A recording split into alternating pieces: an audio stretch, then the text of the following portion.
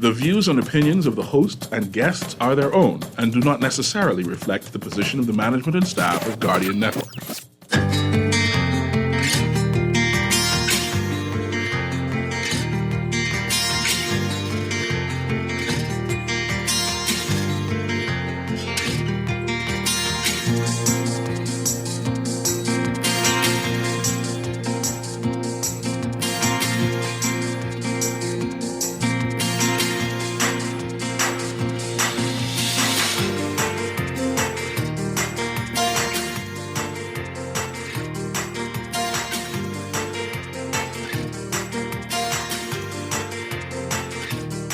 Good morning. Prime Minister Davis slamming the F&M, defending the budget. Fox Hill MP Fred Mitchell accusing the Grand Bahama Port Authority of neglect. Mitchell says the port needs to meet its obligations. And in our discussion today, we are talking with Director of Communications for the government, Trey Ramming, about NIB, the U.S. Vice President's visit, and more. It's all straight ahead this morning. I'm Dwight Strachan, and this is Morning Blend. Wake up, it's a new day. Wake up, it's a new day. It's the start of a new way. You know that it's the start of the end of the old way. Wake up, it's a new day. Wake up, it's a new day.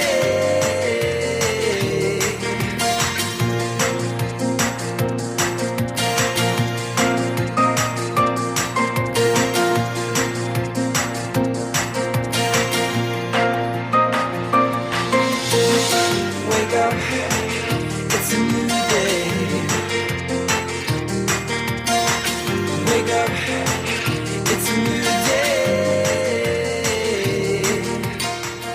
Wake up, Good morning again, Bahamas. It is Thursday, June 8th, 2023. This is Morning Blend on Guardian Radio 96.9. Again, I'm Dwight Strachan. In a moment, Laverne Gardner will be joining us. Also this morning, we'll get a preview of an upcoming autism fundraiser, what you can do to help. And in business, we're talking about the theater and backed by popular demand, a great play out of Grand Bahama. Crazy Love 4 returns to Nassau. I'll give you the details about that as well. But first, it's time for the overnight, the latest breaking news from while you were sleeping, and the top national and international headlines this morning.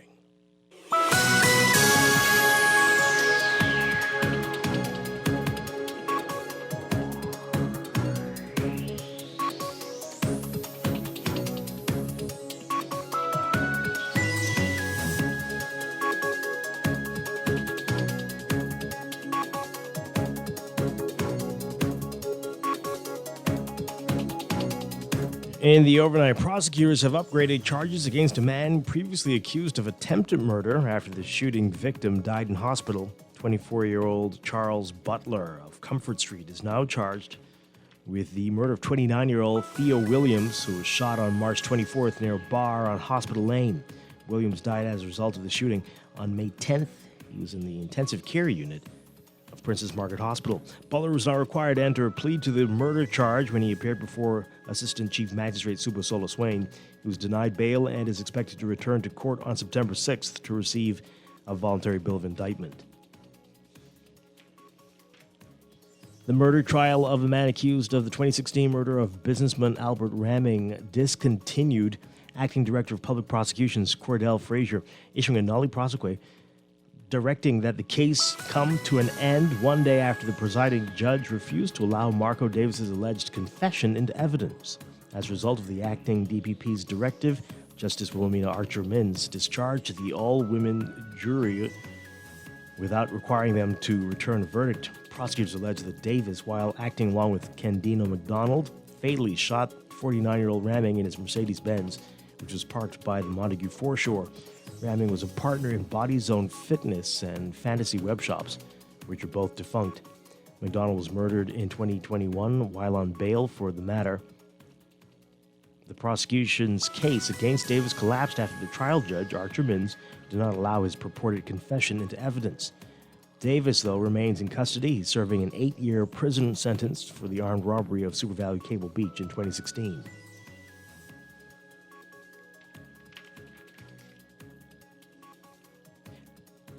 In other news, defending his 2023-2024 budget as a step in the right direction to make life better for Bahamians, Prime Minister Philip Davis slamming the former F&M administration and what he claimed was its failure to accomplish anything of worth.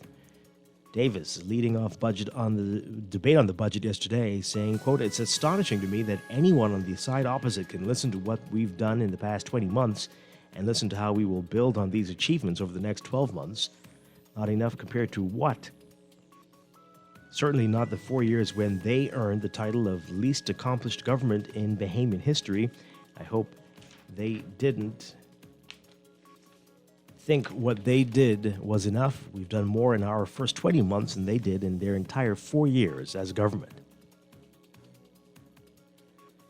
The government is projecting a deficit in the upcoming fiscal year of $131.6 million, a $389.5 million decrease from the current year's projected deficit. Recurrent revenue is projected to be $3.316 billion, and recurrent expenditure projected to be $3.085 billion. Capital expenditure projected at $364.6 million, an increase of $5.6 million. Total government debt is projected to hit $11.7 billion, equating to 81.3% of GDP. Prime Minister Davis also saying that through his travels, he's forged partnerships that are paying off for the country. He brushed off criticism from the F&M that he travels too frequently. He says they're making headway in areas of international trade and intellectual property protection, and they're working along with the rest of the Caribbean to protect all the nations in the region from the ravages of climate change. He mentioned that U.S. Vice President Kamala Harris is coming to the Bahamas today, which is the first official visit by a sitting president or vice president since independence. As tensions appear to mount between the Davis administration and the Grand Bahama Port Authority, Foreign Affairs Minister and Chairman of the PLP, Fred Mitchell, calling on the GBPA to meet its obligations under the Hawkesville Creek Agreement. He made it clear that the government fully intends to ensure Bahamians in Freeport are not neglected.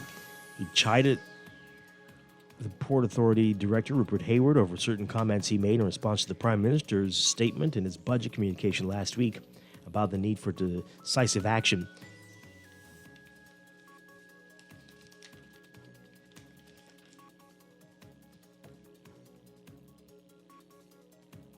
Mitchell saying, quote, "For the second time in my experience in this term, an investor has decided to somehow throw down the gauntlet in public, which requires them to take issue with the government publicly over a matter involving their investment, even though each investor understands that the Prime Minister has an open-door policy. And given the level of investment, it's possible for you to simply pick up the phone and say X, Y, or Z. Be that as it may, free country, so you can approach whatever you want with your investment, so on and so forth." Mitchell pointed to Atlanta's president and managing director Audley Oswald, who publicly expressed concerns in March after the government approved Royal Caribbean's Beach Club project for Paradise Island.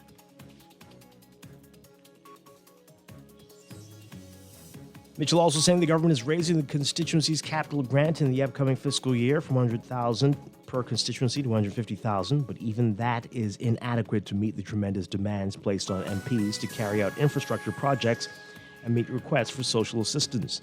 Mitchell said if it were up to him, the grant would be raised to $1 million, as there is a need to empower incumbents in their work. Overseas,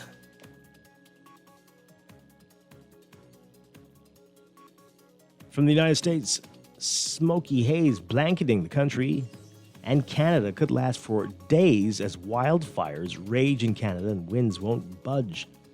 On air quality maps, purple signifies the worst of it. And that is what we're seeing all over the U.S. and Canada. And with weather systems expected to hardly budge, the smoky blanket billowing from wildfires in Quebec and Nova Scotia and sending plumes of fine particulate matter as far away as North Carolina should persist into today and possibly the weekend. That means at least another day or more of a dystopian-style detour that's chased players from ball fields actors from Broadway stages in New York and delayed thousands of flights, sparking a resurgence in mask wearing and remote work, all while raising concerns about the health effects of prolonged exposure to such bad air. The weather system that's driving the great Canadian-American smokeout is a low-pressure system over Maine and Nova Scotia. It will probably be hanging around for at least a few more days, according to the U.S. National Weather Service.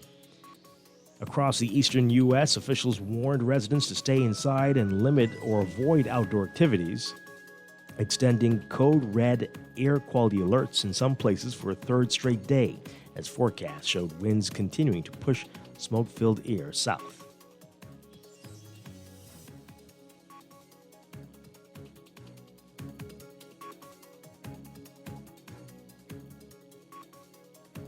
And from France, an attacker with a knife, stabbing several young children and at least one adult, leaving some with life-threatening injuries in a bucolic lakeside park in a town in the French Alps. That attacker was arrested, according to authorities. French President Emmanuel Macron saying, quote, "Children and an adult are between life and death." He described the assault in the Alpine town as an attack of absolute cowardice and that the nation is in shock. Police detained the attacker and said the attacker was a man in his 30s. Witnesses say some of the children appeared very young. A man who spoke to a broadcaster says that he saw first aiders working on children as young as 3 or 4 years old. A local lawmaker said the children were attacked on a playground and that the victims included very young children and that they were savagely attacked. The attack took place close to a primary school. National Police and an interior official who spoke on condition of anonymity said the developing situation, said that of the situation, about 4 children were among the wounded. Police say 2 of the children suffered life-threatening injuries and that the other 2 were lightly injured.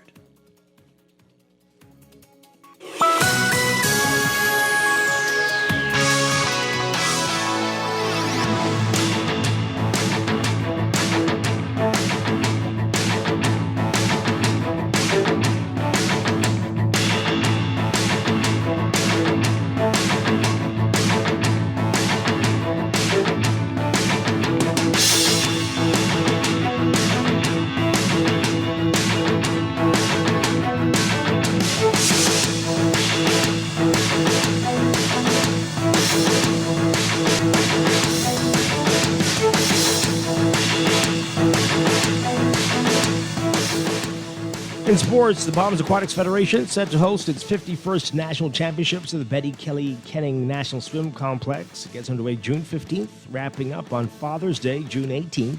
President of the Federation, Algernon Cargill, saying he expects high-quality swims from the Bahamian and international swimmers.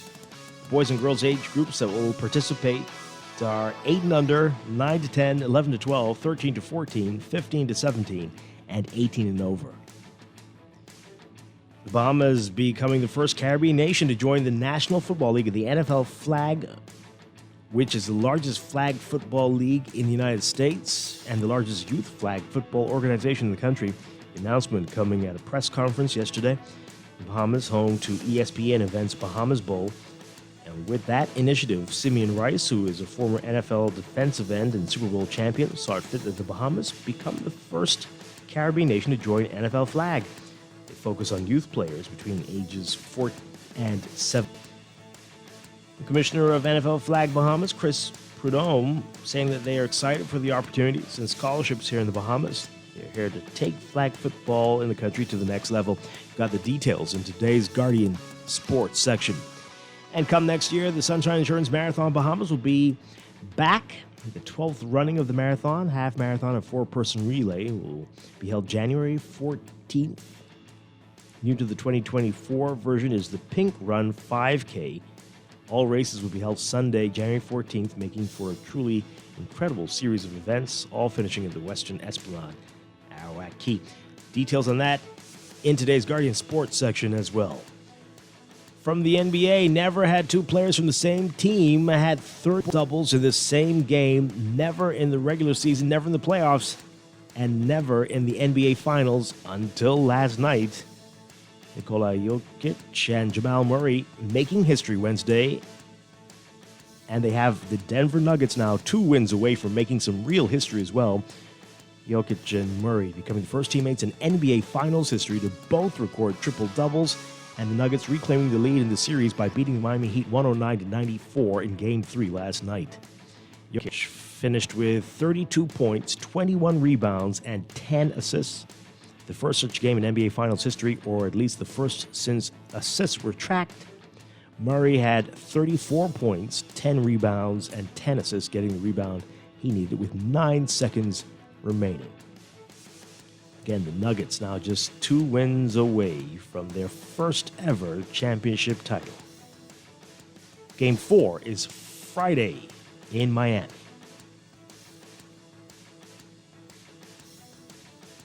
And more big news for Miami, this time in soccer. Lionel Messi has pulled off his latest stunning feat. He is headed to Major League Soccer and joining Inter Miami. After months, years even, of speculation, Messi Wednesday finally revealing his decision to join a Miami franchise that has been led by another global soccer icon, David Beckham, since its inception, but has yet to make any real splashes on the field.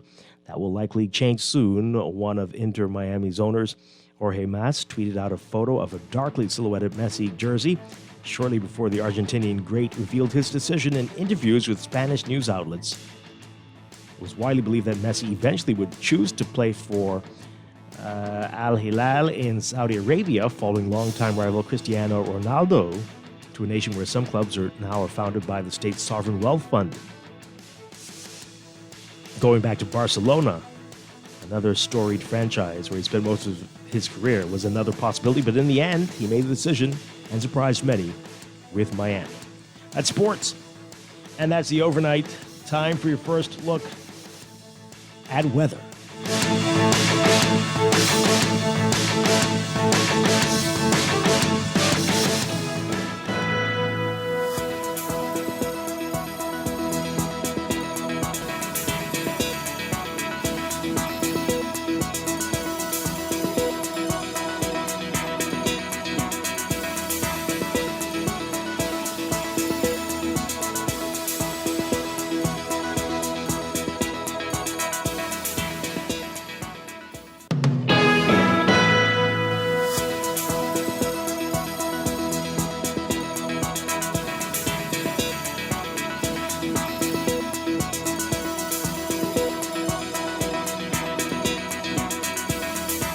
Your first look at weather brought to you by Nescafe Coffee.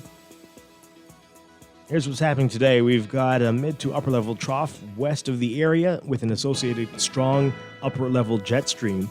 That's going to continue to bring some deep tropical moisture across the area, resulting in widespread showers and thunderstorms mainly across west, southeast, and central Bahamas. The Department of Meteorology issuing a special weather statement concerning the rainfall event for the remainder of the week and the weekend, and boaters should remain alert as there's a threat of waterspout and funnel cloud activity. Residents, especially in the central and southeast Bahamas, should be alert as the potential for heavy and prolonged rainfall could result in flooding in flood zones and low-lying areas, particularly during high tide. There's also the potential for a few strong to severe thunderstorms. For today, for the northwest Bahamas, your forecast calling for partly sunny and very warm conditions, with scattered showers and isolated thunderstorms, becoming variably cloudy and humid with isolated showers tonight. Gusty winds and higher seas expected in showers and thunderstorms. Winds south to southwest at 10 to 15 knots, seas 2 to 4 feet. For the central and southeast Bahamas, partly to mostly cloudy and humid with scattered showers. Showers will be locally heavy and thunderstorms strong to severe at times. Small craft caution will be in effect for the central Bahamas. Gusty winds and higher seas expected in showers and thunderstorms. Wind south to southwest at 15 to 20 knots in the Central Islands, southeast to south at 10 to 15 in the southeast Bahamas. Seas 4 to 6 feet in the Central Islands, but 2 to 4 feet in the southeastern islands. It's about 79 degrees under partly cloudy skies right now in Nassau. We're looking at highs getting up to around 88 Fahrenheit, 31 Celsius. Overnight lows tonight getting down to about 74 Fahrenheit, 23 Celsius.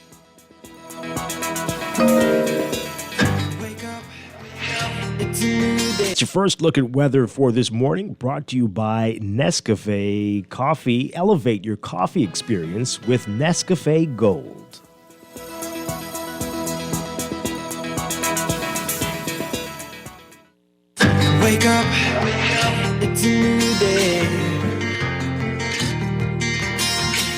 Wake up, it's a new day.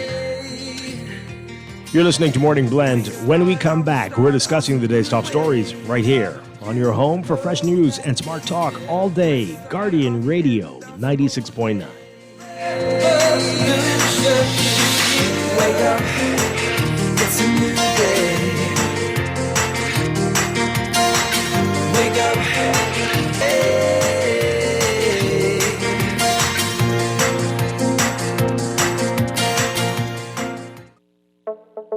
Tired of banks forcing you to use technology to bank the way they want you to? Your convenience is important.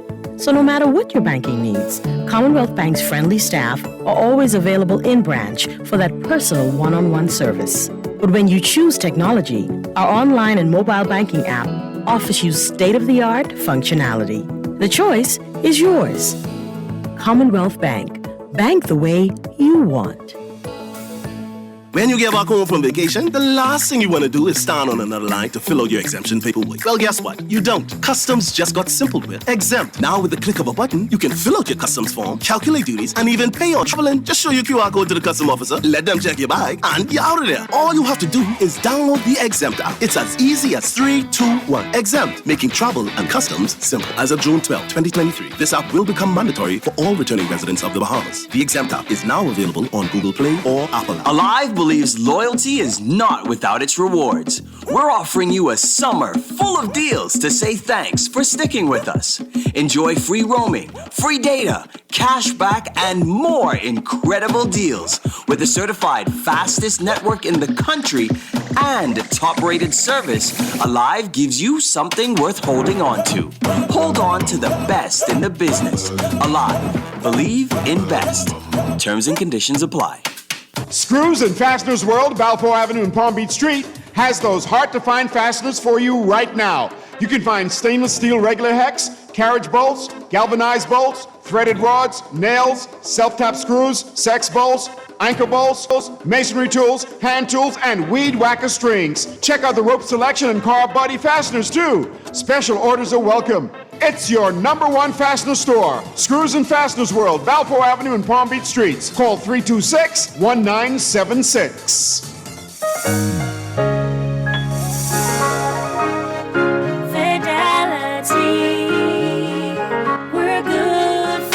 My business couldn't survive without my credit card machine from Fidelity. It's fast, convenient, and my clients love it. My sales increase, and I can track my earnings. Get your credit card machine from Fidelity today. Call 356-7764.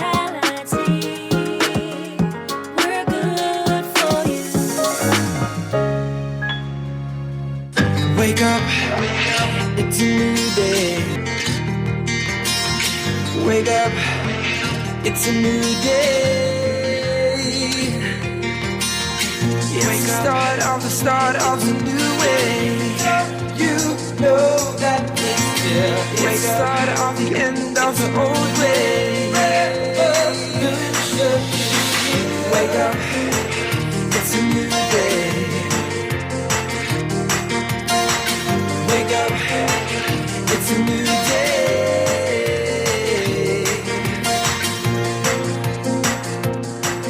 Welcome back to Morning Blend on Guardian Radio 96.9. We are streaming live on GuardianTalkRadio.com and on the Guardian Radio app for smart devices. We're also on your televisions on Cable Bahamas Channel 969 and BTC Flow Channel 612. You can tweet us at MorningBlend969 or Facebook.com/MorningBlend969. Text us on the Guardian Radio text line powered by BTC 422-4796. Standard text rate supply. Once again, I am Dwight Strachan. Joining me now, Laverne Gardner. Laverne, good morning. Good morning. How are you? Doing well. We got a lot to get to this morning. In a few minutes, we're going to be talking with Director of Communications, Trey Ramming, about NIB, the Prime Minister's statement on NIB that the increase is coming next year. We're going to find out as much as we can. I don't know if we'll be able to about that this morning, and talk about U.S. Vice President Kamala Harris's visit today and what's going to come out of that change and discussions there. And later in our 8 o'clock hour, we're going to be getting some details about an upcoming autism fundraiser, what you can do to help with that. And later in business, we are talking about the arts, theater, and a very successful series of plays.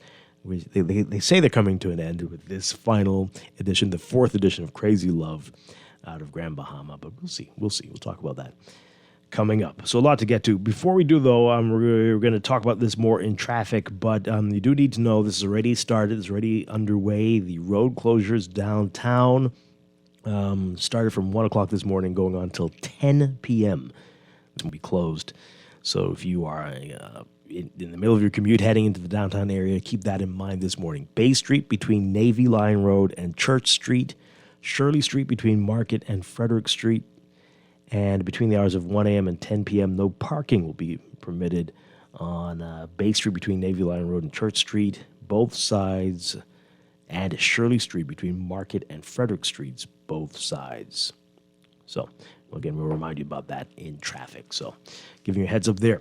All right, so let's begin with what else is in the news.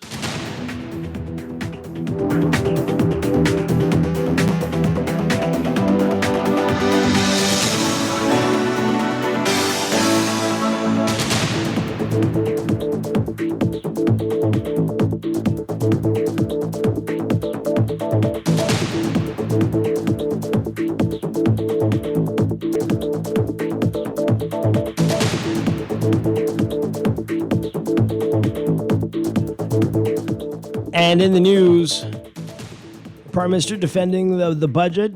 Prime Minister Davis kicking off debate on the 2023-2024 budget in the House yesterday, slamming the F&M, defending the budget, saying that 20 months than the Minutes administration accomplished in 4.5 years. Okay. And, there's a lot of that. And he also said that his travels are paying off. He's been receiving lots of criticism from the F&M and from members of the public. But he brushed off the criticism, saying that, quote, we have forged partnerships on border patrol and joined forces with other nations on regional gun smuggling. We are making headway in the areas of international trade and intellectual property protection. And we are working along with the rest of the Caribbean and to protect all of our nations from the ravages of climate change. These are worthy endeavors that will pay off. U.S. Vice President Kamala Harris is coming to the Bahamas, which is the first official visit by a sitting president or vice president since independence. When you conduct strategic international relations, you don't sit in a hotel corridor hoping that a world leader will spare you a few minutes. Yikes. When you are representing yourself well, they come to see you. This face-to-face time with the leader of a global superpower will potentially yield important resolutions on many of the things we've been advocating for. But once again, those opposite will attempt to undervalue this moment. Vice President Harris is set to visit the Bahamas today to meet with CARICOM leaders. She will meet with them to discuss climate change. And the meeting will be co-hosted by Harris and Prime Minister Davis, the current chair of CARICOM. All right. So, what do you make of that? Do you think they have accomplished more in 20 months than the previous administration? I know many will say, but they had the Minutes administration had Dorian to deal with and the pandemic, and that brought the whole world to a stop. So is that fair to say? What say you on that? Let's get your reaction. 323-6232, 325-4316, 325-4259. Call us toll free, 242-300-5720. What do you think? What do you think, Laverne? You think that's a fair thing to say? Or is that just what politicians say? Well, in light of COVID, I mean, if are we just talking to travel or we're talking overall? I think he's talking about everything. Okay. I guess in their assessment. Hey, well, many of us are wondering why that election was called early and if more couldn't have been done in the final 6 months. And so, I don't know, maybe he has a point, but certainly interesting. More debate yesterday. Fred Mitchell Fred Mitchell speaking yesterday, saying that with the government raising the capital grant in the upcoming fiscal year for members of parliament from $100,000 per constituency to $150,000, he says, well, hey, that is not even adequate to meet the tremendous demands placed on MPs to carry out infrastructure projects and meet requests for social assistance. Mitchell said if it were up to him, the grant would be raised to $1 million, as there's a need to empower incumbents in their work.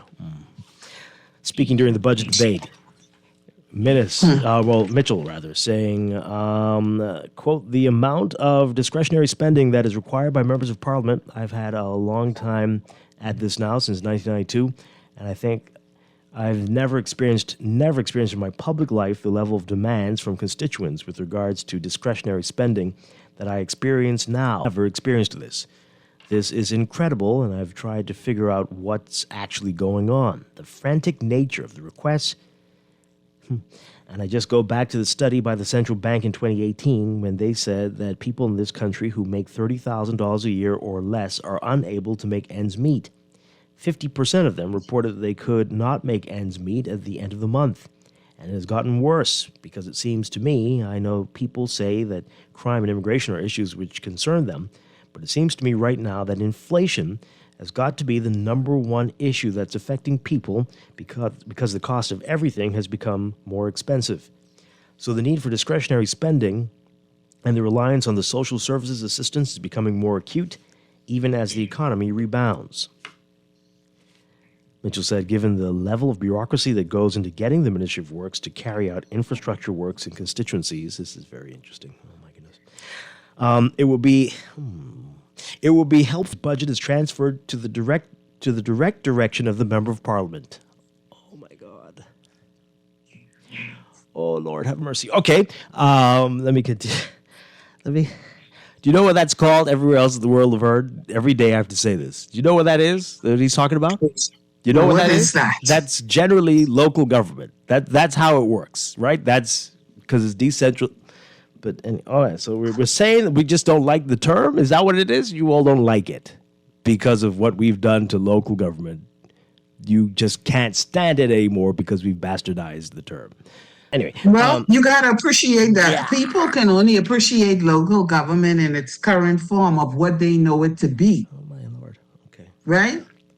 So when people think about local government, they're going to think of it in terms of what they know it to be, how they see it functioning now. And the way that it's functioning now may not be very appealing to them. But please continue on. It certainly is not. It certainly is not appealing. That is the truth. It is not appealing. But please continue on, yes. Because, I don't know if Minister Mitchell is making some excellent points about inflation and the cost of living in the Bahamas. However, I don't know if continuing to increase their funds is a solution. But continue. Right. All right. So he says, quote, given the level available to you, the capital grant allocated is gone. And what's also important is the level of social spending you have to do. The bands you have to support. The bands, okay. The schools you have to support. The MP, really? Okay. And the various works that they do. So by the time you look around, the capital grant has disappeared. And I'm saying that this may help in a small way to try and improve that situation for members of parliament. Members of parliament have a very important job to do in trying to keep the government connected to the people who they govern, but also in making sure that the peace is kept in the communities and also making sure that the infrastructure in their communities is up to standard and up to scratch. And the citizens of the country, in terms of the level of public education, see no distinction, it appears, between public monies and your own personal monies. The attitude is that the MP can go in their pocket and fix it. But that's not the case. Most of us are men and women of ordinary means, and you have to apply yourself in the judicious use of public funds to meet the greater demands. But why does the public view that? Did the public just decide that is what the MP can do, will do, or is supposed to do, even if it comes out of his or her pocket? Or was there a precedent set already? That is a very wonderful point. Very wonderful point, because they did And this. so now it's come to be expected because the precedence at some point, I believe, was already set Yeah. for whatever reason. They did this, and they know they did this. Okay. Yeah. Let's hear what you have to say about it, though, folks. 323-6232, 325-4316, 32259. Call us toll-free, 242-300-5720. Text us 422-4796 or tweet us at MorningBlend969 or on Facebook, MorningBlend969. Let's take this call. Good morning, caller. You're on the air. Hey, good morning, Dwight. Hi, good morning. And good morning, LaWarren. Morning. Hey, guys, I mean, seriously, we have to call a spade, man.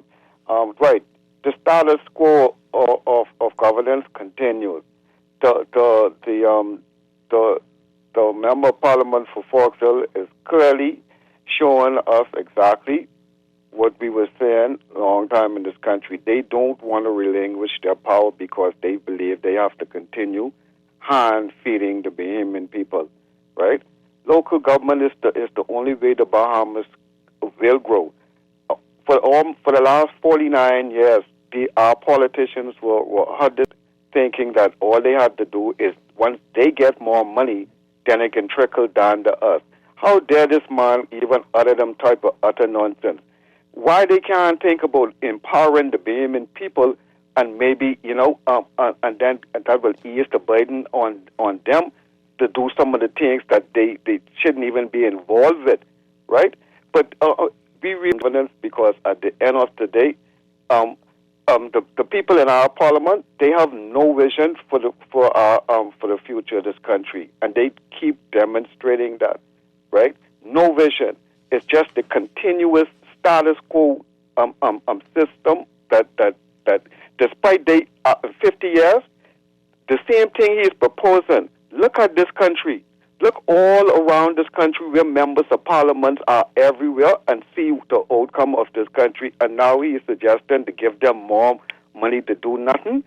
But at the end of the day, Dwight, the final thing I want to say to you, right, or not even to you, the Prime Minister, Ms. Kamala Harris is coming to this Bahamas today, right? And you all claim, right, that she is coming for climate change. But please remind her that the climate with the Bahamas, how we don't want that to change, right? Because at the end of the day, we watching this woman all over the world traveling, and she ain't spreading no message. What? Right? We have to protect our kids.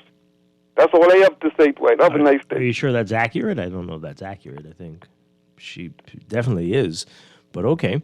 But I hear you, I guess. Sure. All right.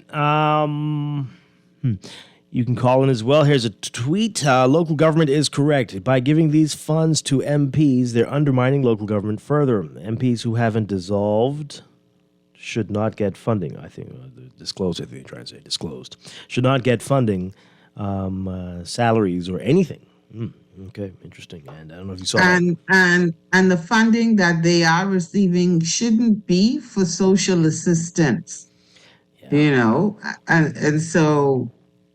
Yeah, it's a very slippery slope there. If you start doing that, I could see long lines wrapped around the constituency office. But that goes back to my point. The fact that your constituents may feel, because he's kind of, it happens, why do they feel comfortable coming to you and you, whether it's the constituency money or it's your personal money coming up out of pocket? Mm-hmm. What then are we really doing here? And, there has to have been a precedent that was set, and we have to look then at what kind of what policy we're doing.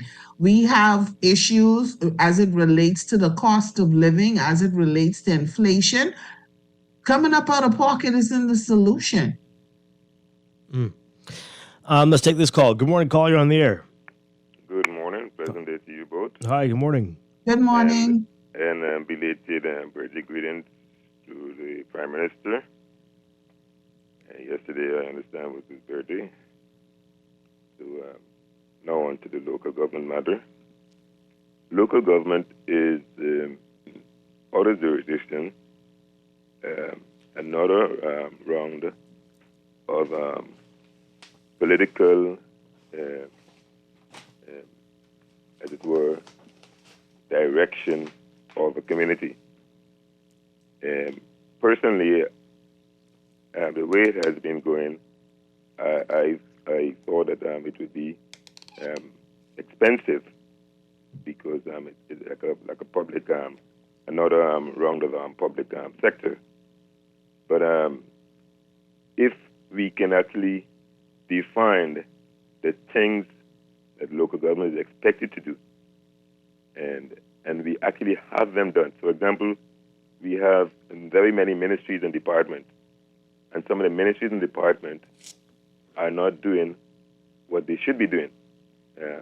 You can go to some ministries and see personnel sitting around doing nothing. And then you still have some of those same jobs have to be subcontracted to actually spend money to get those things done. So if we actually think it through and apply and request for it to be done, not just our politician, but request it to be done, then it will be done. I want to make a point. So the same way it took us a while to actually get our independence, it is taking a while for the local government to actually take root and come up as a creature of its own. And it's far from that. And the quicker we do that, or in time, it will happen, whether we like it or not, it will happen. But you sure about that? It's taking a little bit too long for us because we want to see things happen. As I said, organs are there, and that is still not functioning. So it's a tricky, it's a catch-21 situation. I think it is right now. I don't think this is as complicated as we want to make it out to be, and I blame the previous administration for it. They never made the document public, but the local government for New Providence committee that came up with a report outlined exactly how this could work and how the local government authorities should be tasked with raising their own money, not the financial burden on the government, the central government. And clearly we're going to do that. We're going to have to do that. I'm going to do that in a couple of weeks, so a whole week on this. And we're going to go through that report, which has been buried by both administrations. But we'll go through that, and so you can see what was proposed, and you can decide whether that made any sense or not, because nobody in any government position of authority has ever talked about this on the record, which is very surprising. And you should wonder what that's all about. Anyway, power. It's all about power. Yeah. And then they've got MPs complaining about the things. MPs complaining about the things that they don't need to be doing, they shouldn't have to do, and that should be removed from their authority to other departments and agencies.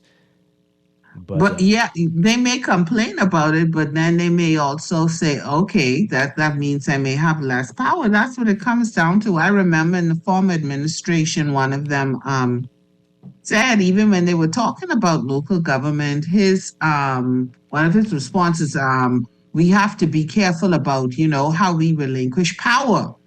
So it comes down to central government has all the power, and it's difficult to for them to maybe even look at New Providence having local government, because the New Providence is where the seat of power is. So have to be able to relinquish some of that control so that it can run better, and it could be a model then that the other islands can look at, because and we have an iteration of local government. I want to stop you right there, Laverne. You said it. You said it all. So that it could run better, but power. So who cares what they think? Please tell me, what is it? Who cares? It's about what you said, running it better for the majority of us, right? So let's stop that type of talk. Relinquish power. They are afraid. Who cares? It's going to be better for the rest of us. All of us. The place will run better. There will be issues, I'm sure, and apparently Bahamians can't avoid corruption to save their lives, so there will be bad apples. But you can design the system to weed it out better. Look at this nonsense we've done here, and nobody cares anything about it. Yesterday in the Tribune, they said that some parliamentarians still have not disclosed. We already have laws on the books, but nobody's doing anything, right? But you have to make the commitment. You have to say that we are not going to be like this anymore. Obviously, this current system can reason.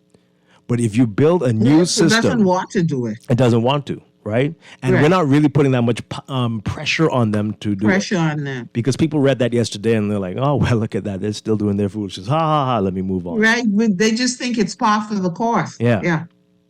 So we have to determine and say it out loud that we are not going to take this anymore.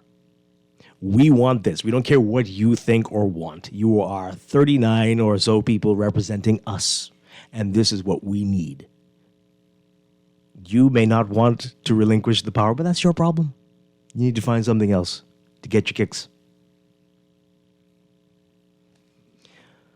But anyway, okay, let's take this call, and then we'll get your text messages, and you call in 323-625-4316, 325-4259. Call us toll free, 242-300-5720. Caller, good morning, you're on the air.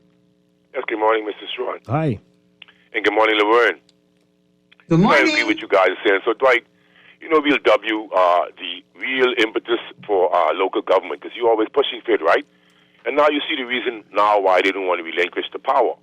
But I'll remind them that no man knows the hour. As I hear a lot of BS about people, trolls, right, saying that God called just want the politics and God. Man, listen, God ain't calling no one nowhere, man. You call yourself. Let me see, when God call us, you know what the ultimate call us? The call to the grave, all right, or to do good. Now, as far as the status quo, right?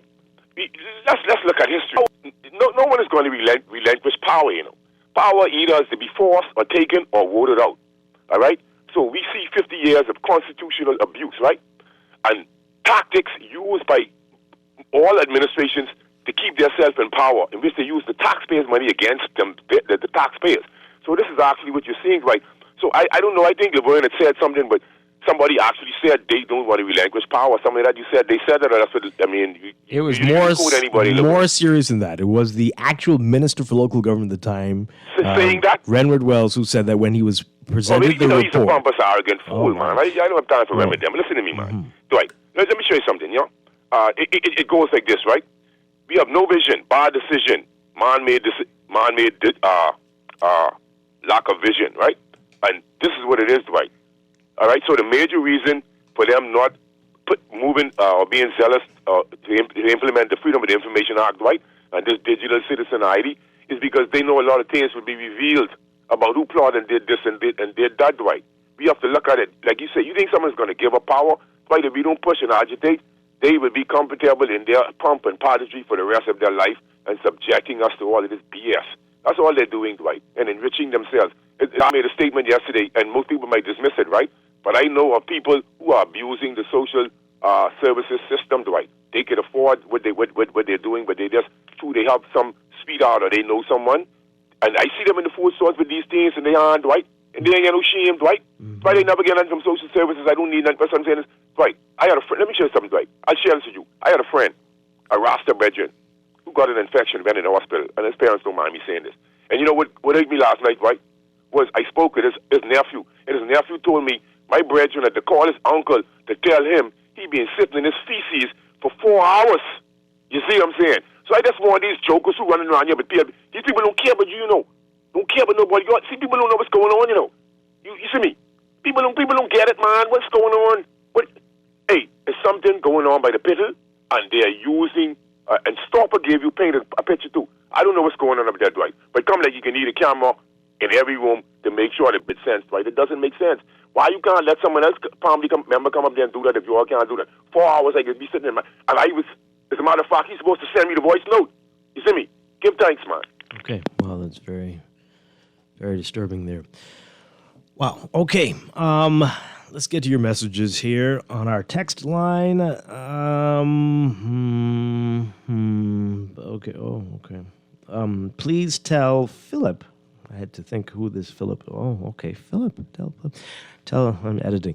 Please tell Prime Minister David stop it. His travels didn't bring Kamala here. She was always on a nation-to-nation tour through. So what is he running on about? Plus, Kamala only is coming to push her agenda on the globe. They have some other nonsense here. Okay. Good morning. You think these MPs live in the same country we do? Yet, what have we done as a country to respond? We haven't even started with using alternative energy sources after so many years. We have kind of started. We have started, but I hear you. Okay. Everyone wants something out of the pot. Also, a bunch of useless consultants. That is why they have to cut back on benefits for public officers. Brave them full of empty talks or just believe we're stupid. He created a lot of consultancy posts, mostly with people on pension and cutting back on essential services. Okay. This one says here, just to clarify, is Mr. Mitchell saying that we can't get our washer and dryer from them anymore? No, it sounds like he's advocating. He wants to be able to make sure that happens. Like to be able to get you the washer, dryer, and refrigerator. And don't forget the turkey and ham at Christmas. Okay. Absolutely. Well, we can ask him to clarify. This one says here, $1 million. When you are the government and in charge of taxpayers' money, it seems like those in power can speak any garbage. This one says here, how about increasing funding for auditors of the government? How about increasing funding for the FOIA staff? The only thing this administration has done is solidify the belief that they are and the F&M are not interested in real change. The U.S. is only here to see how much the Bahamas government is compromised by the Chinese. What? No? Okay.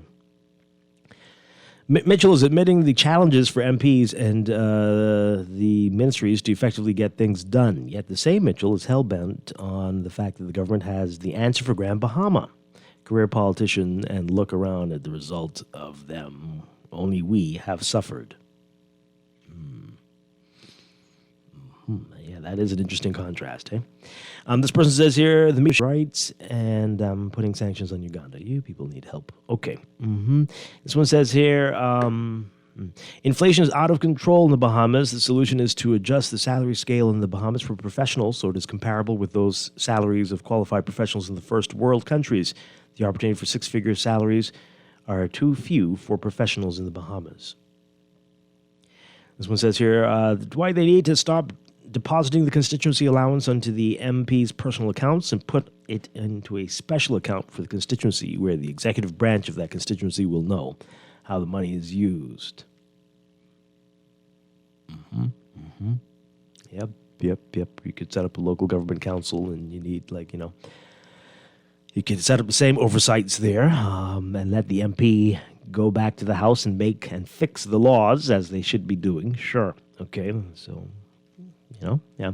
Anyway, I think the time has come for the Bahamian people that just want local government, just don't vote for the parties that don't want to enforce it. No, that's the problem, Texter. They all tell us they want it. Right? They want to expand it. They want to make it better. They want to bring it to New Providence. They have all said that.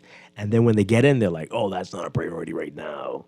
We got to fix local government of the Family Islands first. Oh, we'll get to that at some point. And then 5 years later, that's it. And it's put back into their manifesto or blueprint or whatever they call them. So they keep telling us they believe it. But when you ask them, they're like, oh, we don't think. Oh, we don't know. Oh, not right now. So we are fooled again and again and again. Because they all know that this raises antennas. People say, yes, finally, and then. But you know what they say about promises, right? This person says here, Dwight, why do you keep talking about local government? That local government crap don't even do a darn thing for the Family Islands. You think anything will be done in Nassau? Just pay more party goons. In its current form, yes, but that's not, like you said, Dwight, it'll be great to break down, that you were referring to. And that's why I said the only local government that people know, understand, or have an idea of is what we have going on in the Family Islands, that for the most part does not seem to have any teeth or is very impactful for whatever reason. We know the reason, right? And so when you hear Dwight talk about local government, for those of us who are in Grand Bahama or in other family islands, what we have is not what he is referring to. Yeah, I don't even know what that is. That that you all have, right? I've said it before on the show. I think is the equivalent What you of talking about, Dwight? We got local what? government, man. Okay, is the equivalent of having when the teacher goes to the staff room and you put the prefect in charge. All right, what can the prefect do?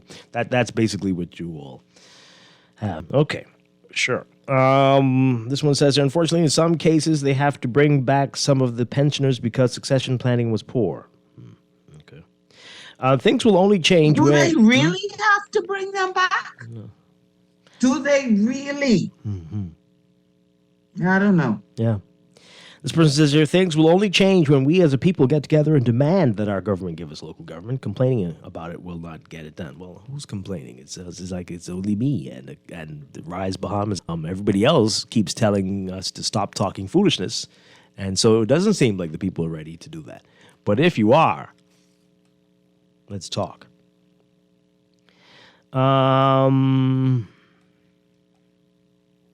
Okay.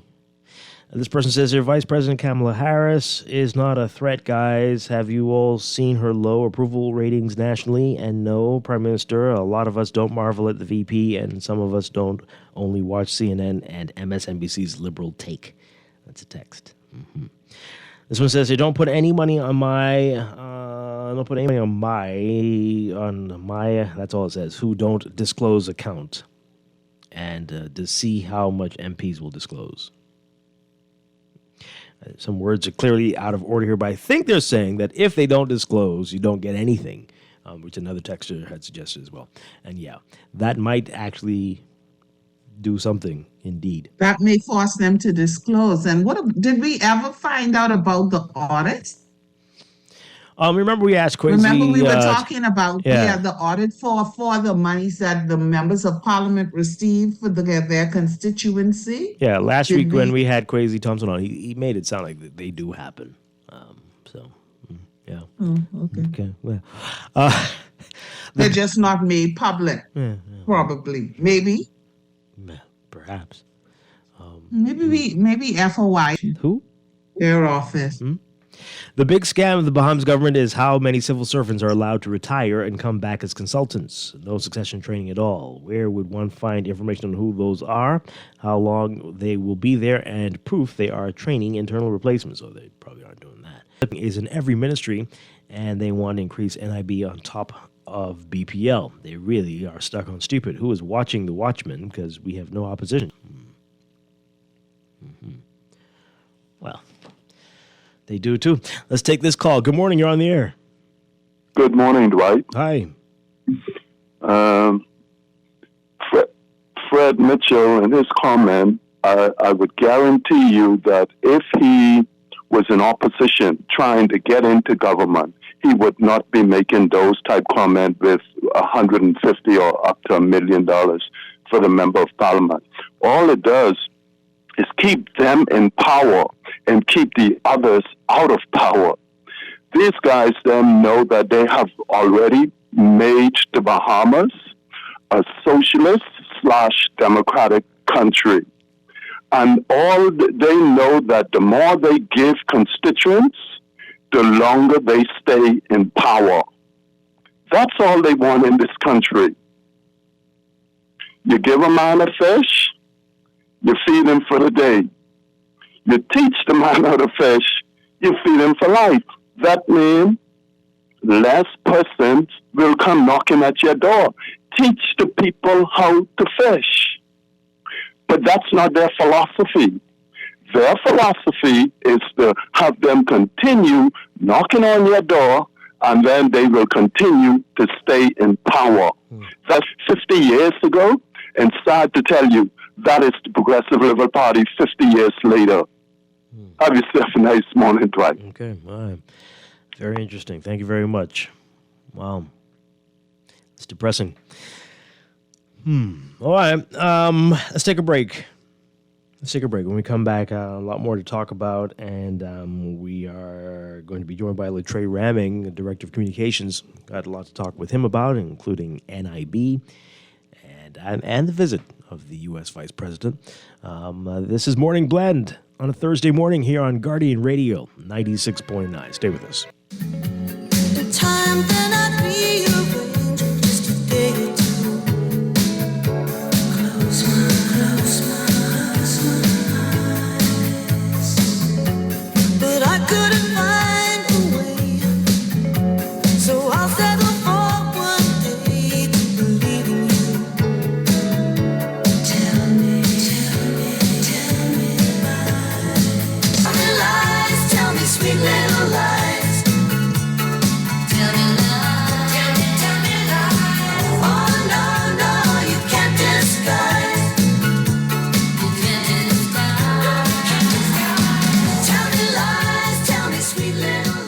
This is Guardian Radio, 96.9 FM, Nassau, Bahamas.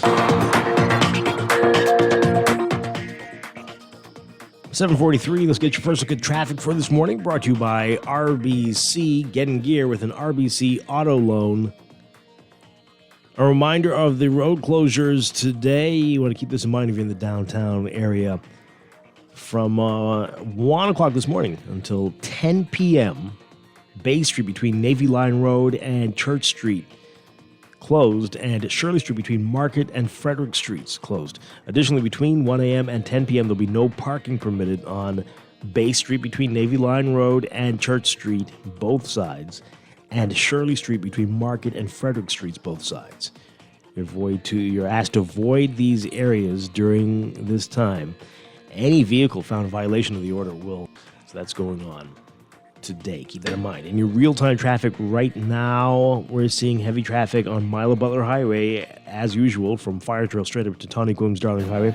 Traffic back to belong Tawny Williams Darling Highway as well, westbound. Gladstone Road looking much better for you as an alternate route. As you get closer to Munnings Road, you'll see heavier traffic northbound to JFK Drive. Things looking busy on Carmichael Road, westbound to Coral Harbor Road. And Blue Hill Road, just north of Carmichael. North of Soldier on the way to Independence Drive, northbound. Then we've got Prince Charles Drive. We're seeing heavy traffic near Beatrice Avenue and between Beatrice and Soldier, and Robinson Road between Soldier and Old Trail on the way to Marathon Road, East-West Highway. That's all westbound. Eastern Road, not looking so bad so far. Just west of Fox Hill and up to about Johnson Road, you'll see some heavy traffic for you. And we're seeing some heavy traffic on the Sir Sidney Poitier Bridge, northbound to Paradise Island this morning. That's our update for you after the 8 o'clock news. Morning Blend traffic brought to you by RBC. Visit rbc.com/Caribbean/gear up for an RBC auto loan.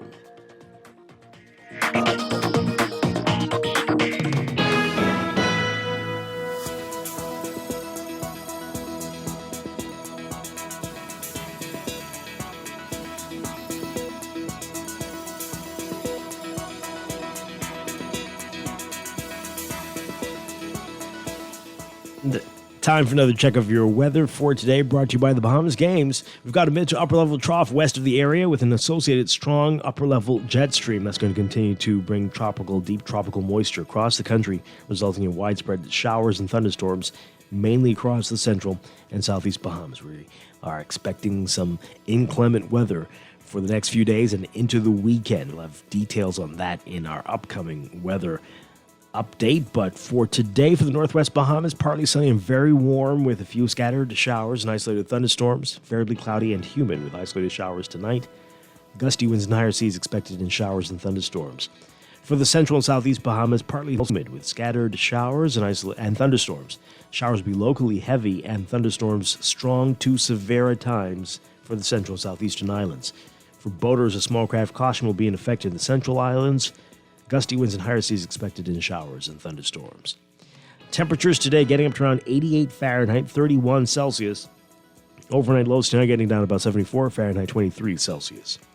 In your extended outlook, an unsettled weather pattern will persist across the country as mid to upper level troughing will continue to pump lots of moisture across the islands for the next few days. So for Friday, tomorrow, partly cloudy to cloudy, warm and humid with scattered showers and isolated thunderstorms. Showers will be locally heavy and thunderstorms strong at times.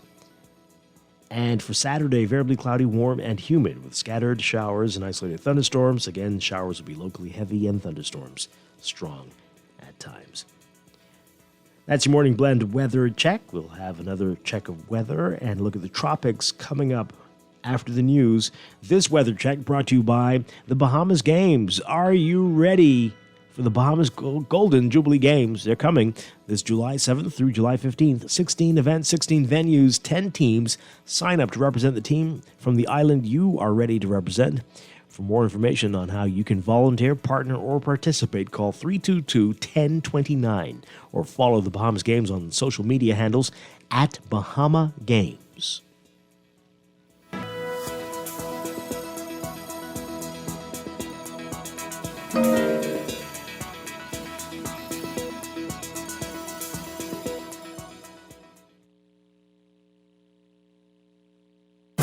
That's the sound of your car or truck.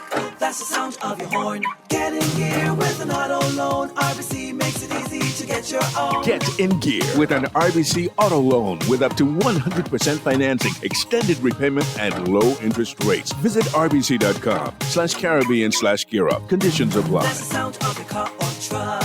That's the sound of your horn. Get in gear with an auto loan. RBC makes it easy to get your own.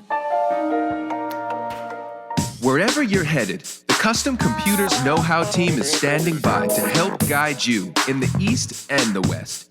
We now have 2 convenient locations on Patton Street in Palmdale and our newest store in the Caves Village Shopping Plaza through the Blake Road entrance. Discover the latest products by top international brands and the knowledge you need to unleash tomorrow's technology today. Drop by Custom Computers out east or out west. It's from 10 till 4. The Road to 50 Committee presents the Golden Jubilee Tea Party, a celebration of Bahamian artists and artisans under the patronage of Mrs. Anne-Marie Davis, spouse of the Prime Minister of the Commonwealth of the Bahamas. The Golden Jubilee Tea Party will take place at Bahama Resort on Sunday, June 11th, 3 p.m. For ticket information, call the National Independence Secretariat at 604-1020 or email independencebahamas@gmail.com. People, what you thinking? We want something different. People, what you wanting? We want local government. I can tell them no more slunking. We want to see it function. I can tell them no more joking. I forgot. Going down Blue Hill Road, going down Village Road, going down Nassau Road. We want local government. We want local government. It's the road. We want local government. Share the love. We want local government. We got call for local government. Sign the petition and find out more information at risebahamas.net. The Access Accelerator Small Business Development Center is here to help small businesses throughout the entire Bahamas. To better serve you, to contact us. Call 461-7232, WhatsApp 359-0626 or 359-2394, email helpdesk@spdcbahamas.com, or submit a ticket when you visit our help center at accessaccelerator.org. The Access Accelerator, empowering small business. This is Guardian Radio, 96.9 FM, Nassau, Bahamas. Prison gates won't open up for me. On these hands and knees I'm crawling. I reach for you. Well, I'm terrified of these 4 walls. These iron bars can't hold my soul in. I need.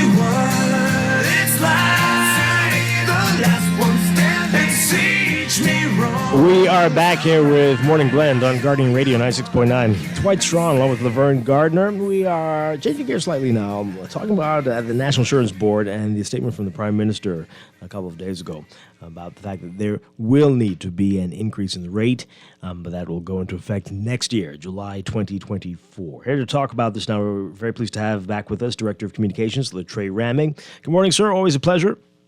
Hi, Dwight. How are you? And hi, Laverne. Doing Hi, well. good morning. Good morning. Thanks for having me. Not a problem at all. All right, so let's talk about this. Some people, that rate would be, and the opposition hitting out at that as well. But not surprising that, that this is happening. It's been warned about for years, maybe even decades. But let's talk about that. When will there be more details about what these increases will look like? Thanks, Dwight. First of all, the Prime Minister would have made his recent announcement this week, of course, that the government is committed to a comprehensive public education campaign around the factors that are impacting the NIB fund and what the ultimate rate would be. That process will be led by technocrats and not so much the political directorate. There's an issue for the National Insurance Board to educate the Bahamian people on, and they would have the support of the government to mount a very comprehensive communications and public relations and public education campaign. So those key details will also be foreshadowed, I anticipate, over the next couple weeks, so that the minister responsible for NIB will give broader updates to the public. Mm-hmm. So can you say whether the rates are firmly decided upon, or will there be an opportunity for consultation or opinion from other stakeholders, the public, and maybe even, as you say, the political class? The rate is also a factor of an actuary report done by the International Labour Organization. The report that was tabled in Parliament, I think it would be last year. I'm not entirely certain how far the government will deviate from those reports. Those numbers were predicated on what is going to be required for the sustainability of the fund. Also, that rate is shared between the employee and the employer. But I'm not entirely sure, Dwight, to what extent the government will move or deviate from a recommendation that speaks to the survivability of the fund.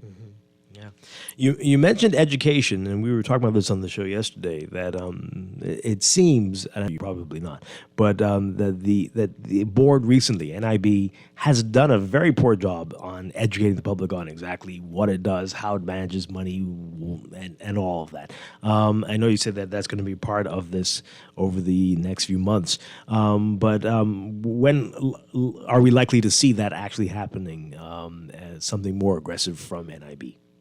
So we have been having meetings with the National Insurance Board to discuss the framework of a public education campaign that would have happened prior to the Prime Minister's announcement. And most of it, of course, is to start with the basic fundamentals, which is the customer service elements of the fund, the benefits of the fund, and really to debunk any misconception or misinformation about why NIB finds itself in the predicament it does today. And quite frankly, the challenge that NIB finds itself in is something that most schemes around the world is challenged with, an aging population and a low birth rate. You have more persons who are benefiting from NIB that is contributing to NIB.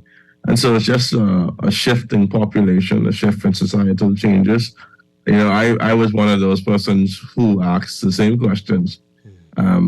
Compliance, if we were to have the government pay NIB all of the money it owed them, if NIB was to sell its buildings, how much of a dent would it make? And it wasn't substantial. I mean, the societal changes were so fundamental that if the government if they were to do all three of those things, it wouldn't make a difference. Yeah. The various ministers have been saying that, and some of us have been saying that on the talk shows, but people just aren't buying it. What do you think is going to be required to get people to understand that, to get on board with that? I think, transparency. You have to be transparent about what is the amount of money that NIB is projected to lose annually. And you have to put that against the amount of buildings that NIB has and the amount of money owed to the fund and the amount of money the government owes to the fund. And if you do the calculation, you'll see very quickly that none of that is going to be sufficient to save in the fund. Now, what this government has done is made a decision that no government corporation or NIB any arrears, and we've begun to pay that in this new fiscal period. To lead by example, the government can ask companies to be compliant if it owes an IBI. So I think that we've done a good job in leading on the issue. I also think that I commend. I think the Prime Minister ought to be commended for making the decision to finally take the issue on comprehensively, and to do so by giving the public a 1-year advance notice so businesses and NIB could go to have the public education required before the rate is increased. Yeah. Okay, we're going to pick this up after the news. Latrell Ramming, thank you so much. Hold on for us. We'll be back in just a bit. Okay. I'm on the ledge of the 18th story.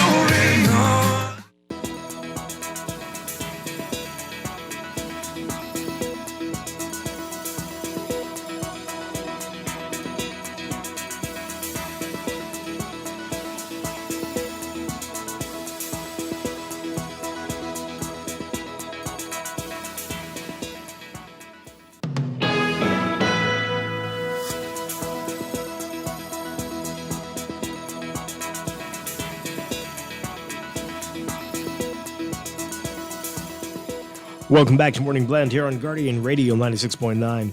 We are streaming live on GuardianTalkRadio.com and on the Guardian Radio app for smart devices. We're also on your televisions on Cable Bahamas Channel 969 and BTC Flow Channel 612.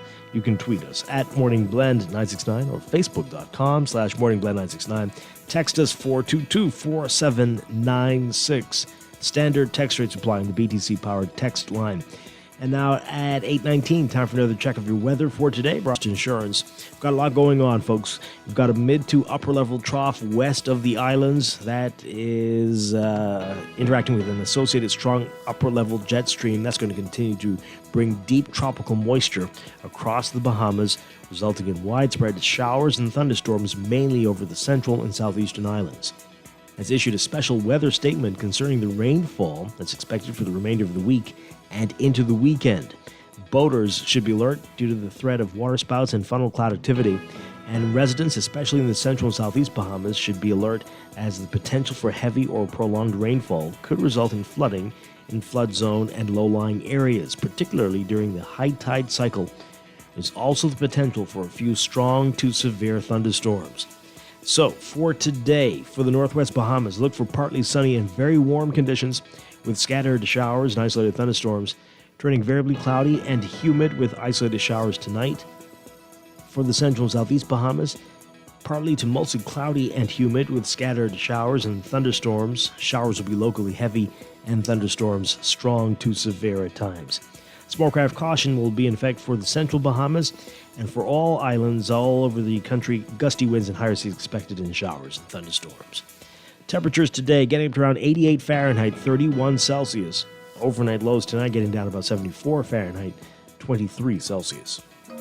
In your extended outlook, that unsettled weather pattern will continue across the country as mid to upper level troughing will continue to pump ample moisture across the islands over the next few days. So for tomorrow, Friday, partly cloudy, scattered showers and isolated thunderstorms. Again, some showers will be locally heavy and thunderstorms strong at times. Smallcraft caution will be in effect. Saturday, variably cloudy, warm, and humid with scattered showers and isolated thunderstorms. Again, showers will be locally heavy and thunderstorms strong at times. Smallcraft caution will be in effect for the southeast Bahamas. In the tropics are actually quiet, not expecting any tropical cyclone formation during the next 5 days. That's your morning blend weather check, brought to you by Bahamas First. Visit firstonlineinsurance.com and select a Bahamas First agent to purchase, pay, or renew your car or home insurance 100% online, or just stop by any Bahamas First agent. Bahamas First, celebrating 40 years as the first Bahamian general insurance company. What's first for you comes first for us.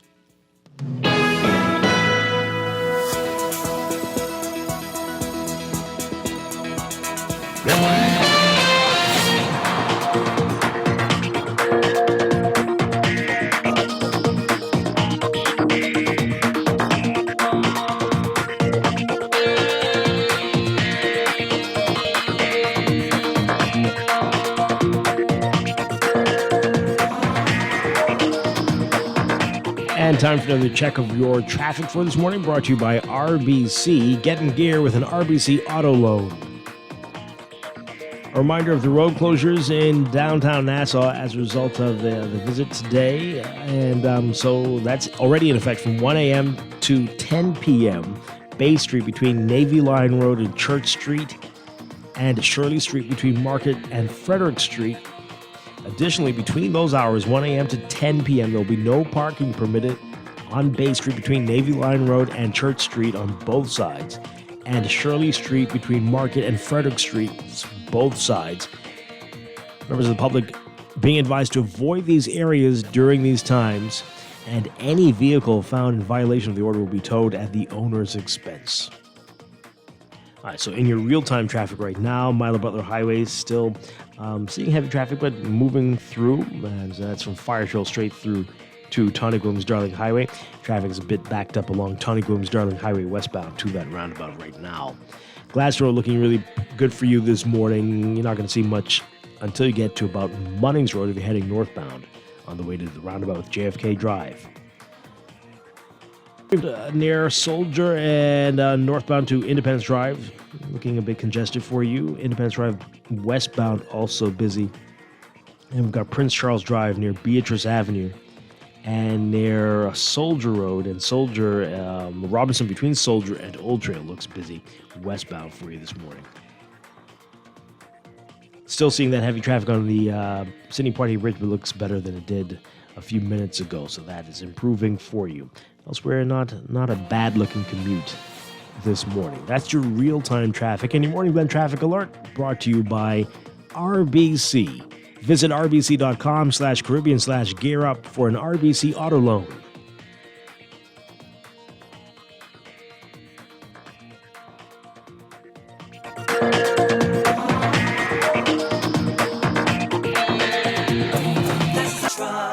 That's the sound of your horn. Get in gear with an auto loan. RBC makes it easy to get your own. Get in gear with an RBC auto loan with up to 100% financing, extended repayment, and low interest rates. Visit rbc.com/Caribbean/GearUp. Conditions apply. That's the sound of your car or truck. That's the sound of your horn. Get in gear with an auto loan. RBC makes it easy to get your own.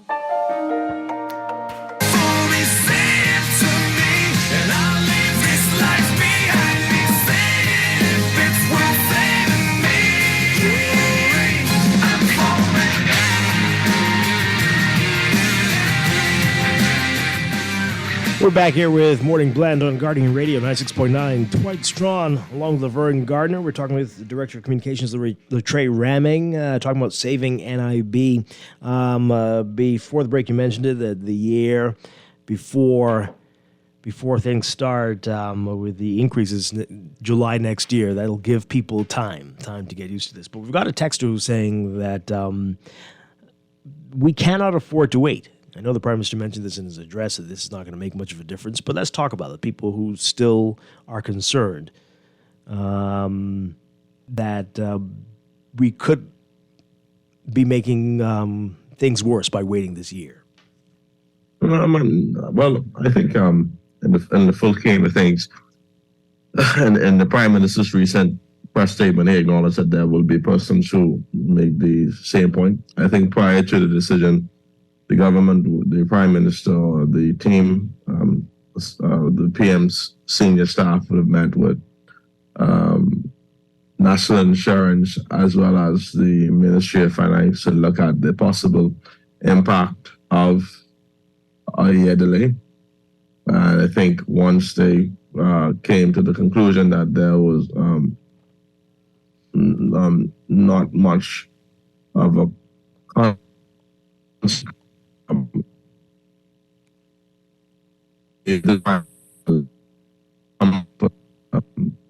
to extend the period for 1 year. But also the prime minister had to do that, make that decision on the backdrop of several headwinds. One of the things that he has been consistent with over the budget, he was very cognizant of not wanting to put any additional pressure on Bahamians, particularly persons during the inflationary period.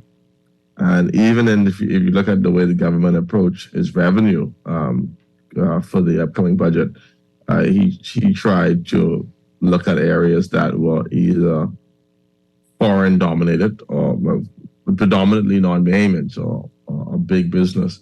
So I think he's very mindful that, these are very challenging times for Bahamians and families. And people are trying to make ends meet, and then he didn't want to do anything that would have further compound a very difficult financial situation for a lot of Bahamian families. Yeah, I know you want to leave this for NIB and the Prime Minister to talk more about it, but we've got a lot of people asking about it. Is it being considered to raise the ceiling or remove it entirely so that people who make more can contribute more? So, I mean, I've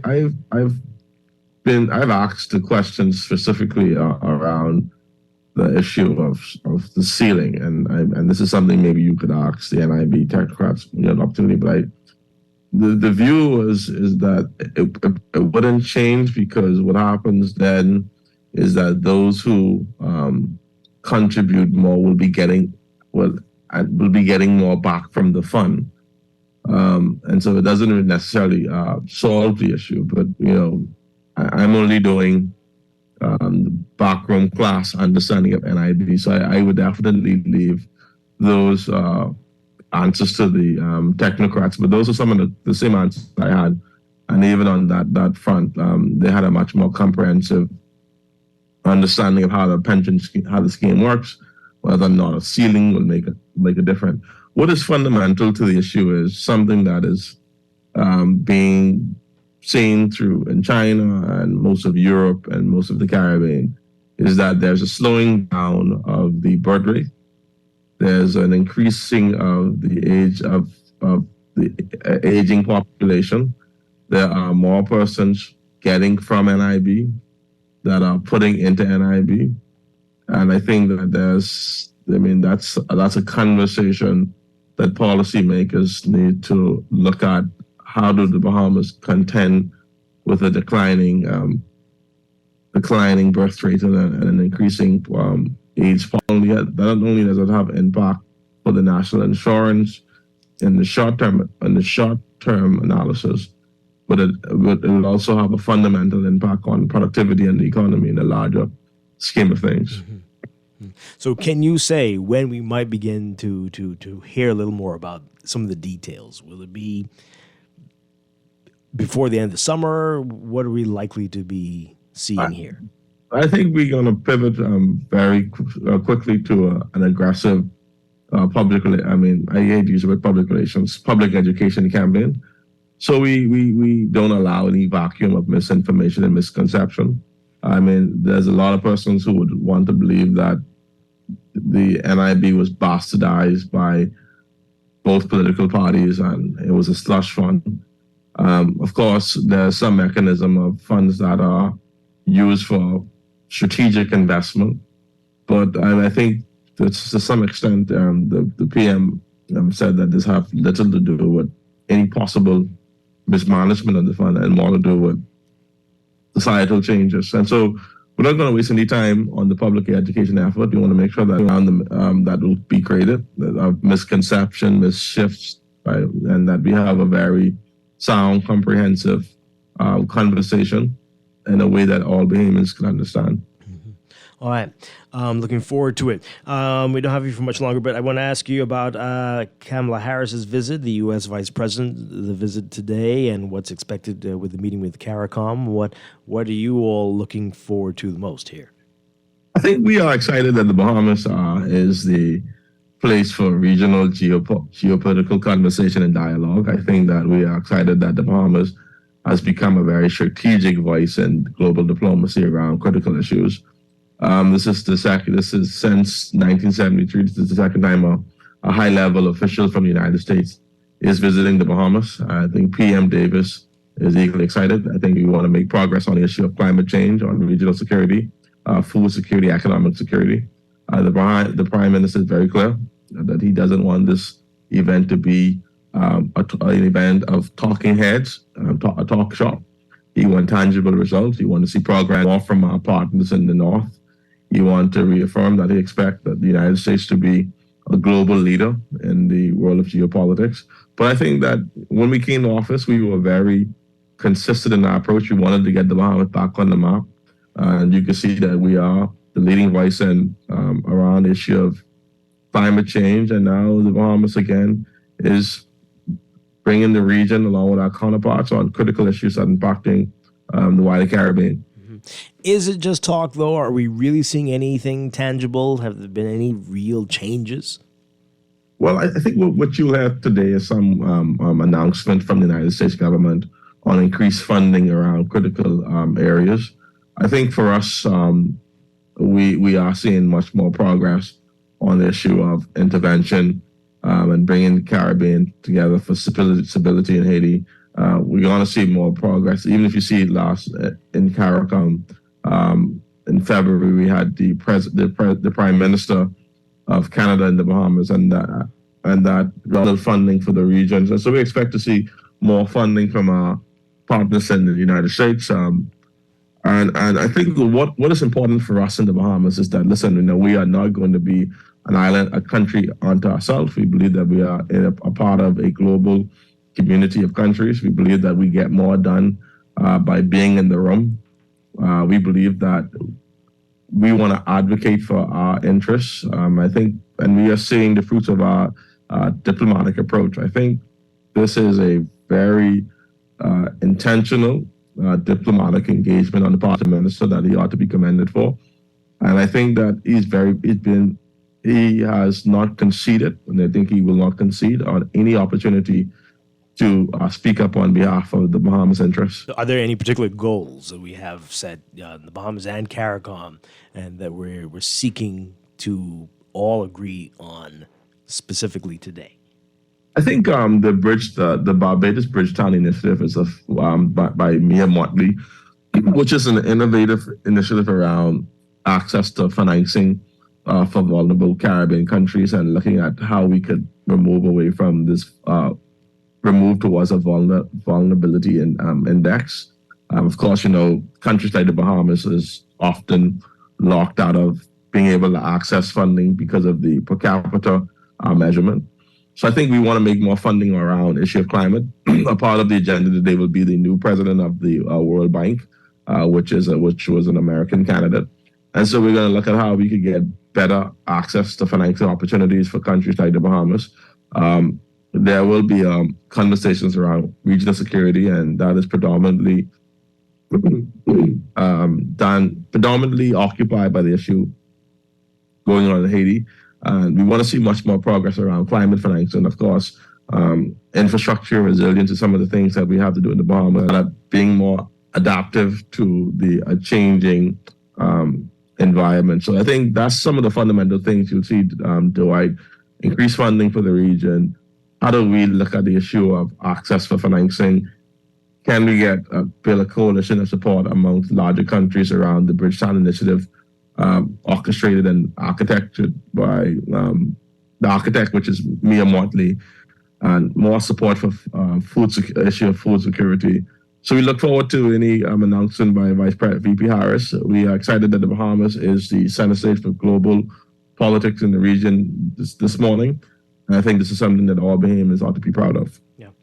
We got some concerned listeners who are hearing about the closures, the closure announcement says 1 a.m., but is it 1 a.m. or is it 1 p.m. for the roads? I think that was the bulletin that the Royal Bahamas Police Force put out, so I'm closer to that. I mean, she is a sitting vice president, and I think one of the things that we told the Royal Bahamas Police Force is to make sure that we give Bahamians ample time to be very aware of what's going to be kind of the level of disruptions to their day. Of course, she gets in at a particular time today, and her movement is going to cause some disruption to our environment. But I think if we could all just sort of be frustrated for a bit for a larger goal that the Bahamas is the center for very important conversations, and we have 18 heads of states in the Bahamas today, and there's some level of security required for it. Yeah. Right. Avoid the area if you don't need to be there.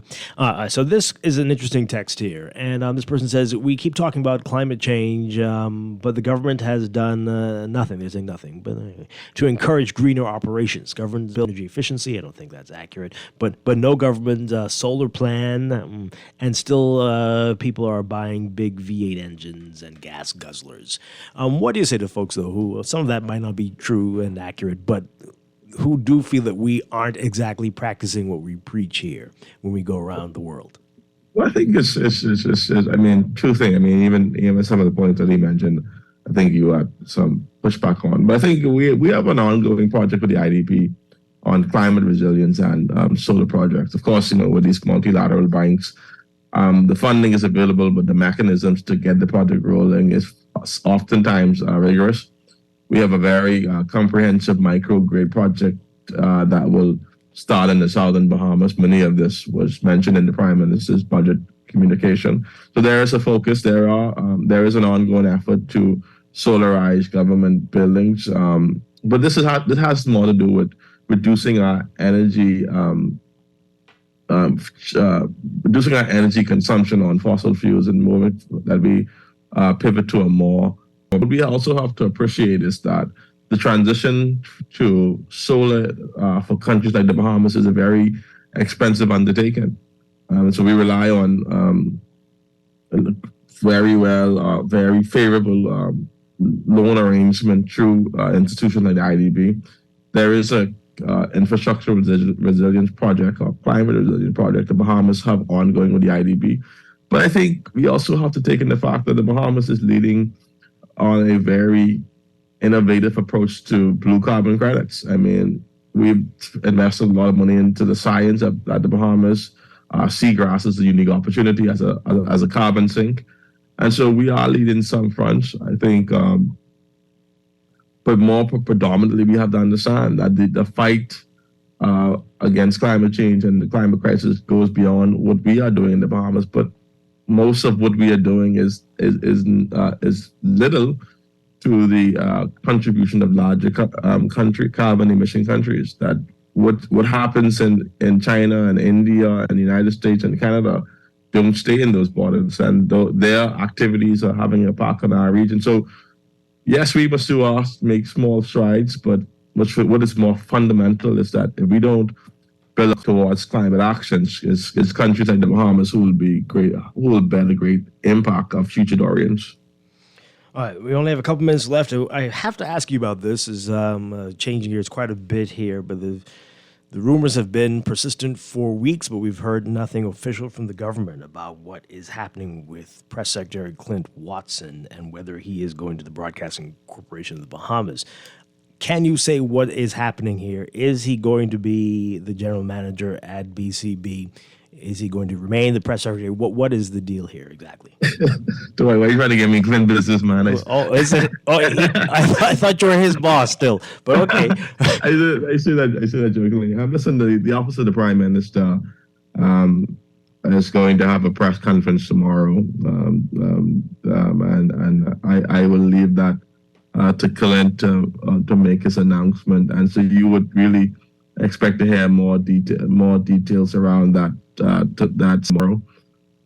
What I will say is that Mr. Watson has done a great job in helping the government bridge its relationship with the press, with the institution of a weekly press conference. I think that we are much more accessible and available as an administration who have no difficulty in being asked the questions. I think that whatever his future is, I've been proud to have him as a colleague and as a friend and to work by his side. And I leave it to him to make the announcement on his future. And that is going to happen tomorrow, you say? Yes. Okay. Well, we will see. Latreille Ramming, thank you very much. Always a pleasure. Thank you so much for being with us this morning. Thanks so much, Dwight. Okay. We're going to take a break and be back. This is Morning Blend on Guardian Radio 96.9. Stay with us. Oh, yeah. I see you coming from a mile away, girl. I see ya coming. Girl, I see ya. Hey! She says she's a real good girl. She only goes to church then home. I say I'm a real good guy, like record script. I stay in my zone. She said I tell her I'm a partier. She tell me she ain't no cutter, but she'll go out with me. She say that she drinks Calyx, but only 3, and then she's done. I tell her I wish they had Calyx or drips, so party can done. She tell When me faced with an illness like cancer, we band together, and we at Cleveland Clinic in Florida have your back. From advanced cancer treatments to extra safety measures at all of our locations, we're with you on this journey for every infusion and follow-up, for every step of the way, for every care in the world. Cleveland Clinic in Florida. Get the care you need when and where you need it. To learn more or connect with a local representative, visit clevelandclinic.org/Caribbean. Almost there. Sarge, that's you. Well, who else? Tell the truth. I thought a beige walrus was dying on the sidewalk. I prepared for my 4x100-meter debut. More like 1 by 1, because the other 99 killing you. Funny, the Bahamas games come in July 7th to July 15th, and Grand Bahama gotta win this. Well, you know that. Email info@thebahamasgames.org or call 322-1029 for more information. Which island is gonna win? Total Auto Care on Howard Road offers fast prices. Tune-ups, oil changes, brakes, suspension, wheel alignments, radiators, water pump replacements, and more. Need quality brand name tires for your vehicle? Tires that'll stand up to these roads? No worries. We supply Michelin, BF Goodrich, Bridgestone, Pirelli, and Toyo. We'll import them fast and install them for you at no extra cost. So when your car needs maintenance or quality tires, we're on Howard Road, just before Burger King. Come see us. Total Auto Care. Call us at 341-6599 or 341-2350.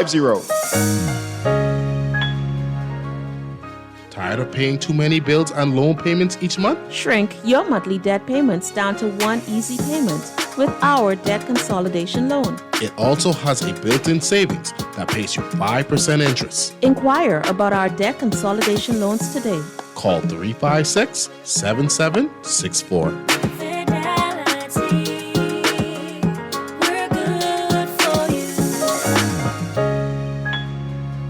Indulge in an experience that awakens your senses with Nescafe Gold. Premium Arabica coffee beans, carefully selected, roasted to perfection, and finely ground, resulting in a unique and unmatched flavor and aroma. Smooth taste. Elevate your coffee experience with Nescafe Gold. To the world, he is your dad, but to you, he is the world. Shower your dad with love with a gift from Kelly's House and Home's Father's Day sale, Friday, June 9th through Saturday, June 17th. Save 20% off selected tool sets, luggage, and fishing, diving, and camping gear, except on net items.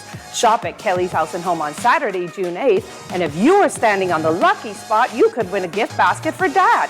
Visit our Facebook page for more information. Shop Kelly's House and Home's Father's Day sale, June 9th through 17th. Happy Father's Day from Kelly's House and Home. At Wendy's, we are different. We don't just use beef. It's fresh, never frozen. Our burgers are square because we never cut corners. Served hot off the grill with fresh lettuce, tomatoes, onions, and American cheese. We believe in fast food done right. Always serving fresh, never frozen beef. Order a hot, juicy Dave single, double, or triple. Made with fresh, never frozen beef. Now only at Wendy's. Different inside and out. It's been 35 years since Custom Computers was founded, and we'd like to celebrate that milestone by thanking you, our clients and customers. You've inspired 35 years of expert service and support, partnering with the world's leading brands like HP, Apple, and Microsoft. We take pride in setting the bar for what you expect and deserve in Bahamian business. We're here to serve you when you need us, so call 396-1101. Custom Computers, raising the standard since 1987. People, what you thinking? We want something different. People, what you wanting? We want local government. I can tell them no more slunking. We want to see it function. I can tell them no more joke. I forgot. Going down Blue Hill Road, going down Village Road, going down Nassau Road. We want local government. We want local government. Mr. Road, we want local government. Shed we want local government. We got call for local government. Sign the petition and find out more information at risebahamas.net. This is Guardian Radio, your station for up-to-the-minute news, intelligent, interactive, and engaging conversation. 96.9 FM.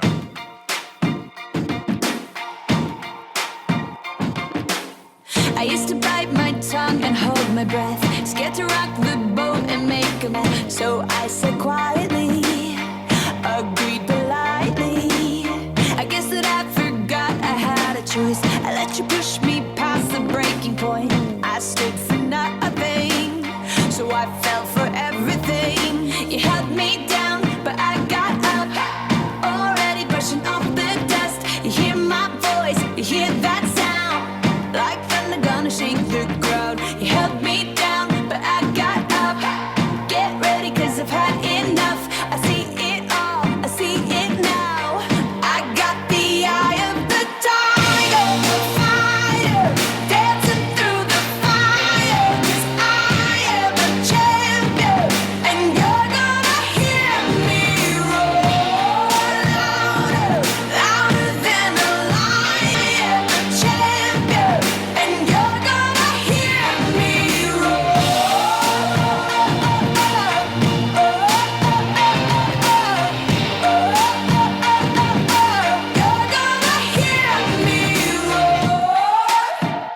We are back here with Morning Blend on Guardian Radio 96.9. Dwight Strachan along with Laverne Gardner. And changing gears again. Got a special event coming up on the weekend. It's a special autism fundraiser, a Souse Out on Saturday. Here to tell us all about this. Can't believe it's the first time he's been here. Known him for a number of years now. Lovato Smith, Get Fit with Smith, is with us. Good morning, sir. Great to have you with us. Finally, I've been trying to get you on the show for a number of years. Yes, sir. But everything in timing, I guess. I guess. All right. So good to see you. All right. So tell us about this. How did you get involved with this? All right. First of all, I want to say good morning and thank God for being here. I, of course, have a special interest in it in reference to I have a few clients with autistic kids. Oh, wow. And, I look at everything that happened in the past few years, especially the pandemic. It's almost like it didn't happen. Persons still go back to their normal life. Not only that, I realized that some of the parents that come to me that have autistic kids, I really respect how they do it. I don't know how they do it. So one of the parents approached me, it's like, Coach, it's kind of hard for me. My son is this way, and I'm trying to send him off because I realized that the cost of therapy for a kid is very, very expensive. So, I'm just starting. I'm an entrepreneur. Everything happened, but I'm like, the best I could do for you is this, right? I announced it to my class. Thank God for Risa and Palm Miller. They assisted me very well. My whole Fit 365 family assisted me. I said, we're going to have a Souse Out. And what we're going to do is we're going to have a class first, a workout, for socialization and what's not. And whatever happens here, we're going to donate to that parent. So my thing is, hey, April was the month of autism, but autism still exists. Yep. So we can't just play blind eye to it. Say, you know what? When April comes, we really put light on it. I know as Bahamians, I would say that sometimes we're in denial. We don't want to put our kids or ourselves inside a position where. So this is a plea for, I would say, the Bahamas to come on board. It's our way of giving back. Not everything the government could do.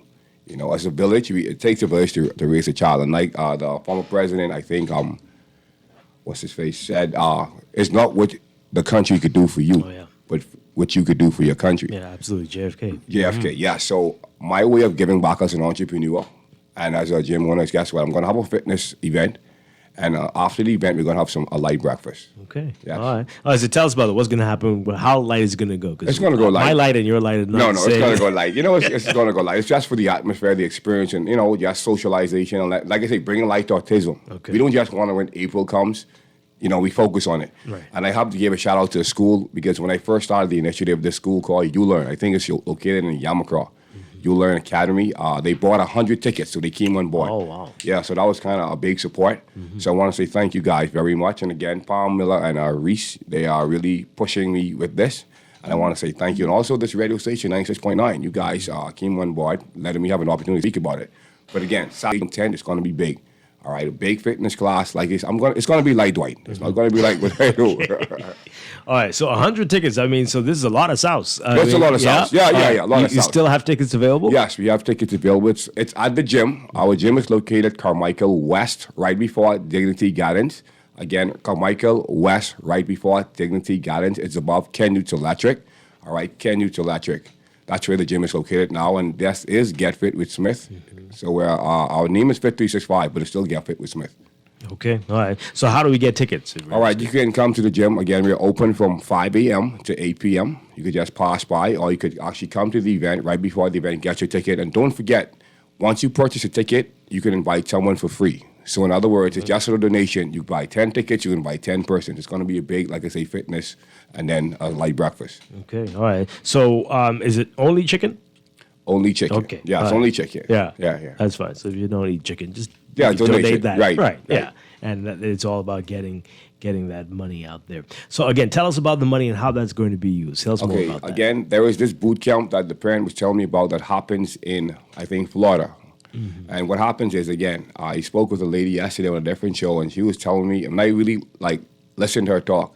Again, therapy is very expensive. And I think the minimum, the lady was saying $10,000, right? Since doing all, and I'm like, hey, I'm going to do the best I can. So what we're going to do is, whatever happens on that date, we're going to give it to that parent for them to take their kid. We want our kids to have a fair opportunity, you know what I mean? And one thing I realized is, again, if we could correct the problem when we see it right then and there, it can help that kid to have a normal life. And that's what we're doing, right? Yeah, Right. yeah, that is wonderful. That is wonderful. All right, so one more time. Are you traveling around with tickets? Like people could hit you up, or they have to come to the gym? They could come to the gym, but if it's 10 or more, of course, I'll deliver them. Personally, I would do it. You know what I mean? I have staff that come and do it. But again, 818-9718, that's my contact. Give it again. 818-9718. All right, that's my contact. If you want to get some for your business establishments, we could come on and bring it. But again, Bahamas, I would want to say this is an initiative that, again, not everything we could put on the government. Again, we have to do our part, and that's all it's about. Each one, help one to reach one. And Saturday morning, what time will the Saturday light morning workout be? That's good. We keep stressing the word light. No, seriously though, it's just, again, it's also for individuals who've never experienced Get Fit with Smith. You know, it's have an opportunity to do that. But it's not about me, it's about what we're doing. All right, not waiting for any other organization, anybody else, but we're taking the initiative ourselves and just helping one another. So again, the workout is light 40 minutes aerobics, and then like I say breakfast right after that.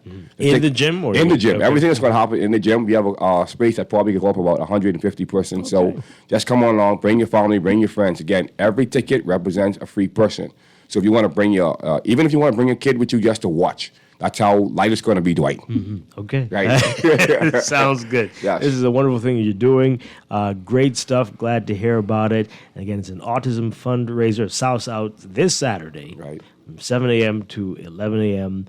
at Get Fit with Smith. 365, yes. And right there on Carmichael Road West. Right. All right. Wonderful stuff. Keep up the great work. Thank you very much. Thank you for finally coming on the show. Yes. Appreciate it. All right, good to Thank see you you. for having me. Thank you. All right, we're going to take a break and be back after the news with Morning Blend Business. We're talking about theater and a popular theater series of play. You got your another chance to see Crazy Love 4. We'll tell you all about that when we get back. Stay with us. I said quietly, agreed politely. I guess that I forgot I had a choice. I let you push me past the breaking point. I stood for nothing, so I fell for everything. You held me down, but I got up. Already brushing off the dust. You hear my voice, you hear that sound.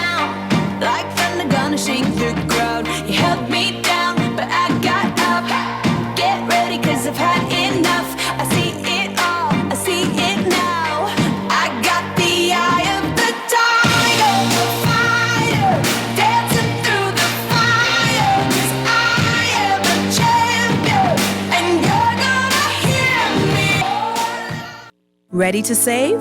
You can put $100 into the CFAL Savings Express plan and make sure your money keeps growing. Earn interest on your savings while you're sleeping, eating, or standing in line at the bank. Ready to invest? Start by putting $1,000 into our mutual funds and earn interest there too. Because at CFAL, your interest is our interest. Visit cfal.com to start now.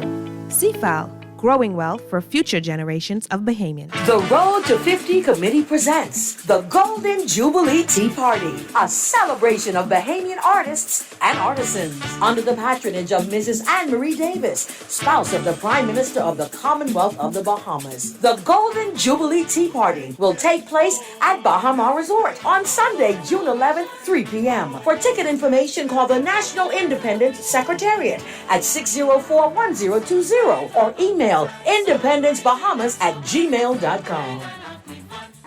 Total Auto Care on Howard Road offers fast, quality auto maintenance at the very best prices. Tune-ups, oil changes, brakes, suspension, wheel alignments, radiators, water pump replacements, and motor vehicle tires that'll stand up to these roads? No worries. We supply Michelin, BF Goodrich, Bridgestone, Pirelli, and Toyo. We'll import them fast and install them for you at no extra cost. So when your car needs maintenance or quality tires, we're on Howard Road, just before Burger King. Come see us. Total Auto Care. Call us at 341-6599 or 341-2350. Looking for that perfect gift this Father's Day? Look no further.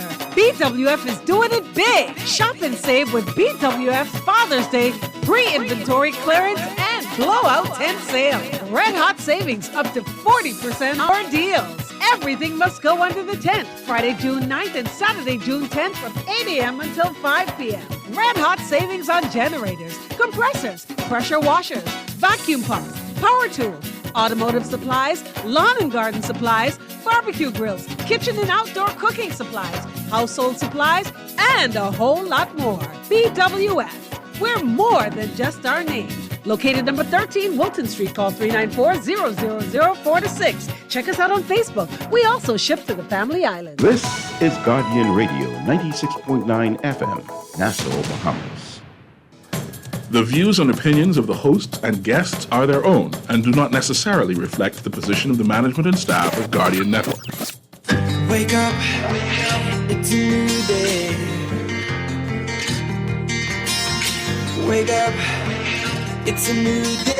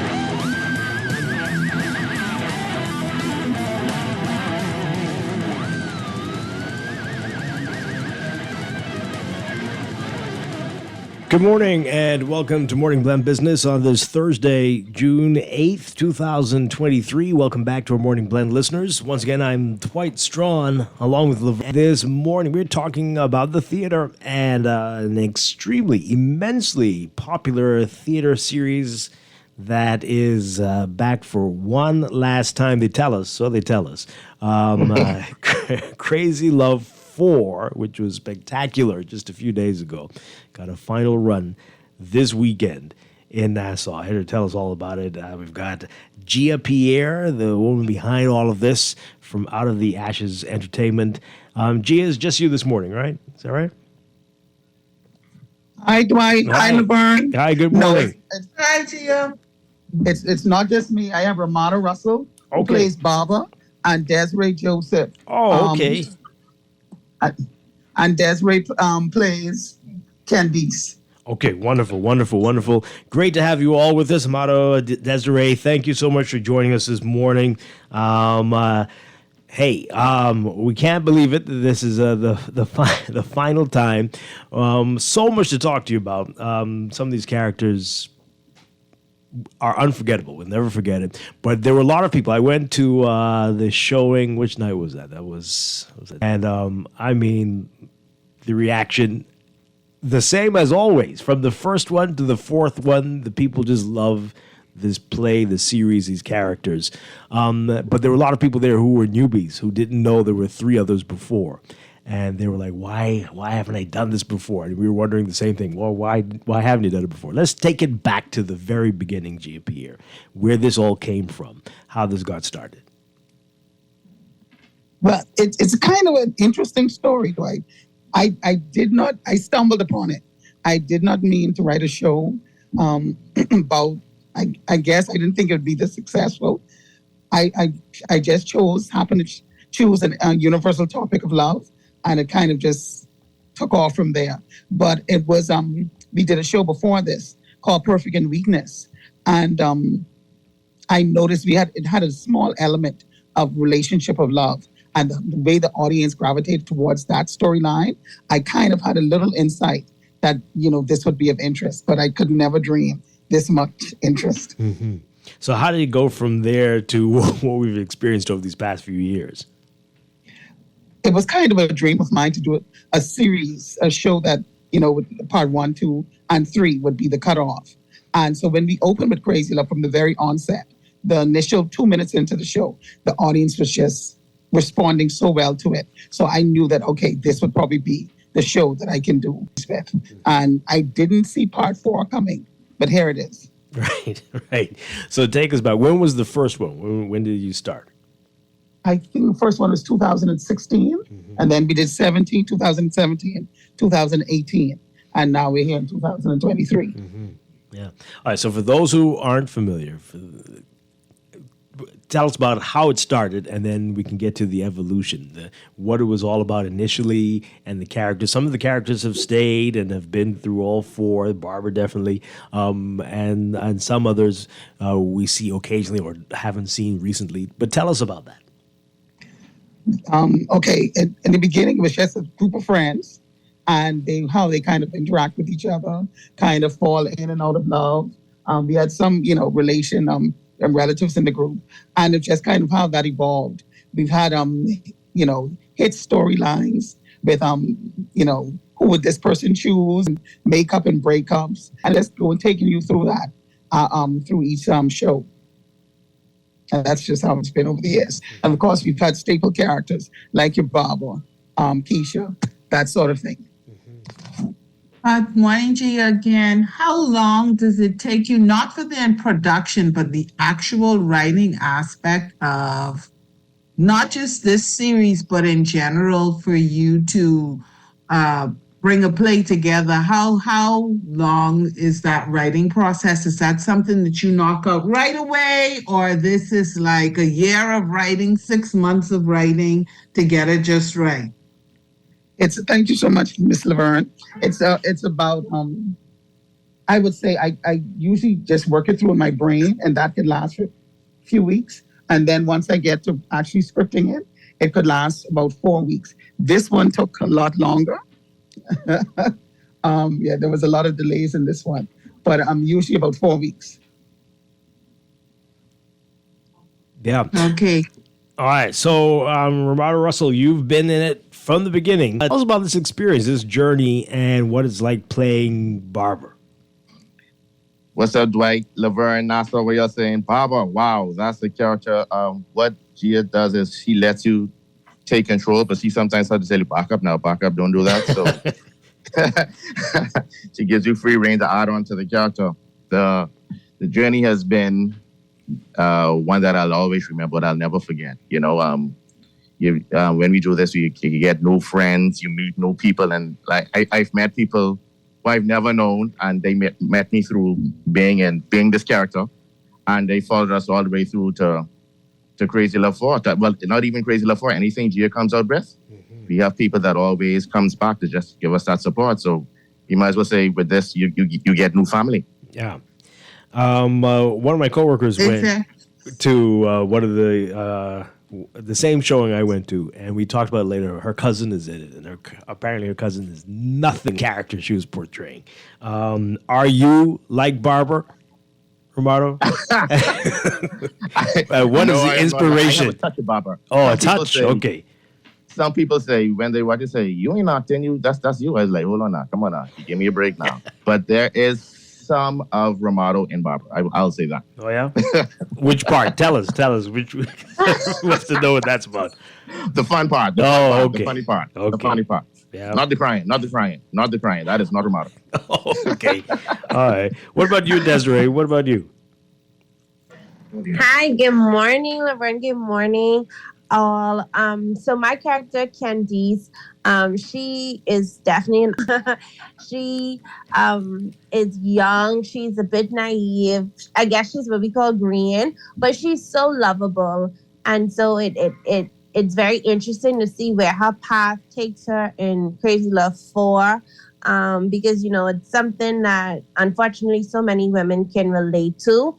But Gia did it in such a tasteful way where she was able to shine light on, such a serious topic, but also, showed in the end that, you can prevail and you can overcome, obstacles like that. So I just want to encourage everyone, if you haven't seen it yet, to come out and join us at the Atlantis Theater this weekend, because there's going to be a show to remember. Like Baba said, you laugh, you cry, and you're just able to enjoy it. Mm-hmm. Now, Candice is a little... what's the right word to use? Dizzy special. Yeah. Okay. Special. Without giving it away for those who haven't watched it, Candice is special. Yeah. And we have to protect the Candices of the world. Oh my goodness. Yes, we do. That is yes, true. We do. But Desiree, you're nothing like her, right? No, absolutely not. But I love being able to play that and to step into that. It's so fun. And I think that's what Gia does. She gives us characters that normally we would be against it, because I would tell you, I did not like her when I first stepped into this role in Crazy Love 3. I did not like Candice, and Gia was just like, "Come on, Desi, just it's okay. You could do this." I was like, "Man, Gia, man, she just so Yeah. But she was kind of materialistic, right? If I remember correctly, she was very shallow. Was she? A little, yes, a little shallow, a little materialistic, and then just a little ditzy, naive. Yes, naive would be a great word for that as well. Wow. All right. So, why is this the last one, Gio? Why are you saying that? Because it looks like it has legs. It could go further. It can go longer. Well, persons online are asking that, for Crazy Love 5. There will be no Crazy Love 5. I think I've taken the serious as far as it can go in my head. I think the actors, we always say we're 8 years older. So, it's people are tired. Even in this run, we lost some of the actors. People are on to different stuff. We have people married and raising families. Oh, wow. So, it was wonderful, a personal experience. We got to grow up together in a kind of way. But I think we're all kind of ready to move on. And we have the other things. So this is indeed the end. And actually, this show in Nassau this weekend is the end of the run. So it's kind of bittersweet for us this weekend. And it's we'll get to that in a bit. But so after these final, is it three more shows? There's 3 more shows this weekend. Yes. That will be how many in total for Crazy Love 4 would you have done between Freeport and Nassau?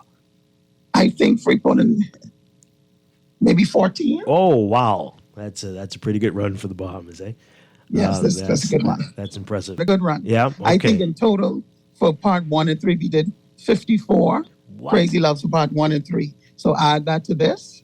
Yeah, we are so grateful to the Bahamian public in Grand Bahama and Nassau for just constantly showing up to support us. So we definitely feel that love when we go in the theater. So this would maybe take it to about 70 of the Crazy Love series, 70 shows, and 2 Bahamian icons, or 3 Bahamian icons later. So we're extremely proud for what we were able to accomplish. That is wonderful. All right, so we'll get back to... Sorry, I have a question, Dwight. A little bit about the production side. I mean, we get the finished product, we enjoy it, we love it, we ask for more. But how with it, and you don't have to say specifically, but how kind of give us an idea of maybe how many hours it takes to get a show like this off the ground and financially what that looks like. But thank you so much for asking. It takes a lot of effort, a lot of dedication. You could never kind of pay people for what they give back to the show. We're to perform at this level, and we always want to meet the expectation of the audience coming in and exceed it. So to perform at this level is constant, Laverne, constant hours of work. And have your husband for months on end, constant hours of work and rehearsal. Let the audience know. I don't know if our listeners know, Laverne, but your husband, Mark, who has another name, which I promised I was not going to say. Or maybe I want to say it, though. Why, please do not. Don't say it. His other name? No, anyway. Not say it. I can't make any promises. But anyway, Mark is he's been in from the beginning, right? He's one of the characters.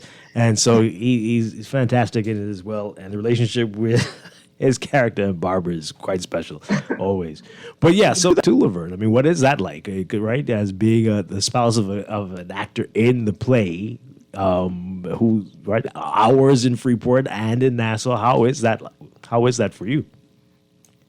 You get used to it because when it happens, you know that it's gonna be a lot of time out of the home, not just the actual performance, but getting there, the behind the scenes, the rehearsals, the and sometimes it's every day, and so they put in, I can say that Gia's Productions, the people, the actors and people that she worked with, they put in so much time to really give us the kind of production that we've come to expect. It isn't a kind of roll over, fly by night. Okay, let's do this. This is hours of sacrifice from family, jobs, everything. And so those who are involved kind of in it, in the sense that maybe you have a spouse or someone else, the kind of hours that they put in. And then that's the hours that they put in running their lines, just even at home. It's the muttering, we have a standing joke. I know he's in a play. When I see him, it looks like he's talking to himself, but he's kind of running lines, but not saying it loud because he doesn't want to give away the plot, but I'm just watching him. He's in the room or wherever, and he's like pointing and muttering, and I'm like, okay, we're in the thick of it now. So you think. Okay. All right, so we're going to get to specifics about the final 3 shows here in Nassau. But I got to ask all of you about this. The reputation of Grand Bahama as being a theater hotspot in the country, and that there is this thriving theater community. Let's talk, why is that? And the talent levels there. What are you all doing up there? And do we need to make, are you already there, the Broadway of the Bahamas? And if for Nassau who might be jealous, what do you say? Well, I say there's no reason to be jealous. I still, we're one. I don't know what happened in decades past. I think having originally maybe that heavy expat community that brought that theater over, and then our own Bahamians with the grandma place and that sort of thing, joining forces with it. It just always kind of took off. We always had it in our school systems. We always have, that both groups have a hand in with young people, and they have younger groups that they so a lot of us were raised in a theater. We don't know any other way. So when we hear things like it's a dying art, but it's definitely not dying because we show up, constantly, and we encourage other young persons to kind of follow behind and move into it. And then to it could almost be socially, now, so there's always something going on socially. Going on, things happening. So you have so many interests, so many avenues things to go to. Whereas Freeport, there's nothing happening in Freeport. I'm not saying that, Grandma. I'm just saying that, this is one of the things we love to do and love to invest our time. Mm-hmm. Ramarda and Desiree, I'd love to hear your perspective on this. What do you think is the secret sauce over there? So I have to wholeheartedly agree with what Gia said. I definitely am a product of that. I have been in the theater since I was 5 years old. I've been a part of Georgia School of Dance and Theater. I've been in the Bahamas Dance Theater. We have that, the Regency Theater, the only full-fledged full theater we have on island, and it's so integral because going there and performing there, you feel like you're on Broadway. So that's funny that you actually said that, because that is what we've been taught. That's what we've been ingrained in the schools. We are so big on national art festivals and those type of things. So just kind of something that you look forward to. And then the social aspect, when you do get a little older, now you can go out to the plays and be a part of what we call the Freeport Players Guild, which is the governing body of the Regency Theater. They have the youth side, which is the yard group. So it's literally for every facet of your life, from young straight up to, seasoned. I'm not going to say old. when you're in your seasoned years, there's something to do, and it just keeps theater alive. It keeps the arts alive, whether it's through music, through acting, through dance. There's always something to do. So that's how I feel. I'll pass it on to Maddie. Okay, on my side, I gotta go back to Laverne when she says Mark's practicing his words. In my house, when I study in my words, saying it to myself, my mom is, "You freaking out, boy." No, mom, it's playtime again. It's playtime again. And even at my job, they know when they see me talking to myself, oh yeah, he is back to playtime again. So I could totally relate to what Laverne was saying about that. Now back to where going to where Jesse was saying about the season actor. That's me. I'm one of the seasoned ones, not older, seasoned. Yeah, we did it. I also did it from school. Was big with it in school, and I came onto the stage. When I went away to college and came back, decided I worked backstage, and then I decided I can't take it anymore. I got to go on. I got to do it. And at my time, when I did it, it wasn't the males into it like that. So I was like one of my friends was like, "Boy, you going on stage?" You know what I mean? It was that type of thing. But now you got all kind of people doing it and want to do it. So I look at that as a good thing in here in Freeport, Yeah. Excellent. All right, so we are getting a lot of messages, a lot of people. Gee, I know you're tired, but the people say, tell these folks they don't need to stop. Instead, they need to continue and keep going. Sorry, Dwight. We have a lot. We're coming back this year. We probably come up with a couple of productions this year. New stuff. New stuff. Okay. So we're not stopping. In many ways, we're just getting started. But it's just this one has come to an end. Okay. So what can you tell us about those new things? Well, we're going to do a 50th anniversary production, and that's going to call March On. So that's really kind of where my heart is now. Then we have, I think there's one or two coming back. I Object and whatnot. So we have a lot coming back for this year that the audience can look forward to. And we always love coming to Nassau with new stuff. So yeah, we're very excited. Yeah, tell us about that. Bringing the productions from Freeport to Nassau, and these aren't small casts. No, they say we write with the Gussie May crew. Yeah, it's very large cast. Yeah, I think this is my smallest cast in a while, and there's still 13 persons. My goodness. And I thought that, I deserved a pat on the back for that, because the last time we were at 16. So it's financially, it's a lot,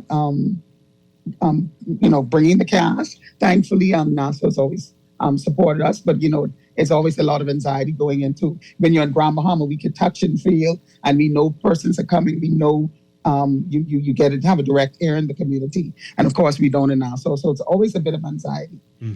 But yeah, it's a huge, huge undertaking. People can't understand the amount of time and finances that is put into it. Yeah, and even finding a location for the plays. Definitely, because we've done University of Bahamas, we've done the Dundas, we've done St. John's, and now we are at Atlantis. Mm-hmm.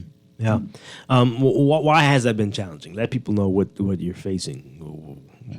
Well, the Dundas system, they have their challenges. To I think, I don't know if their main auditorium is open as yet.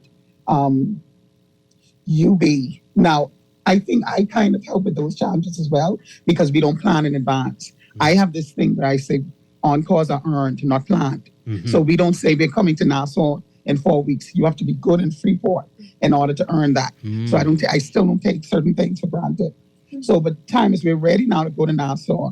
UB, of course, this time of year, graduations and other things as well. So that has been the challenges. Those are not, well, in the case of St. John's, those are not theater halls. So their first priority is as a school.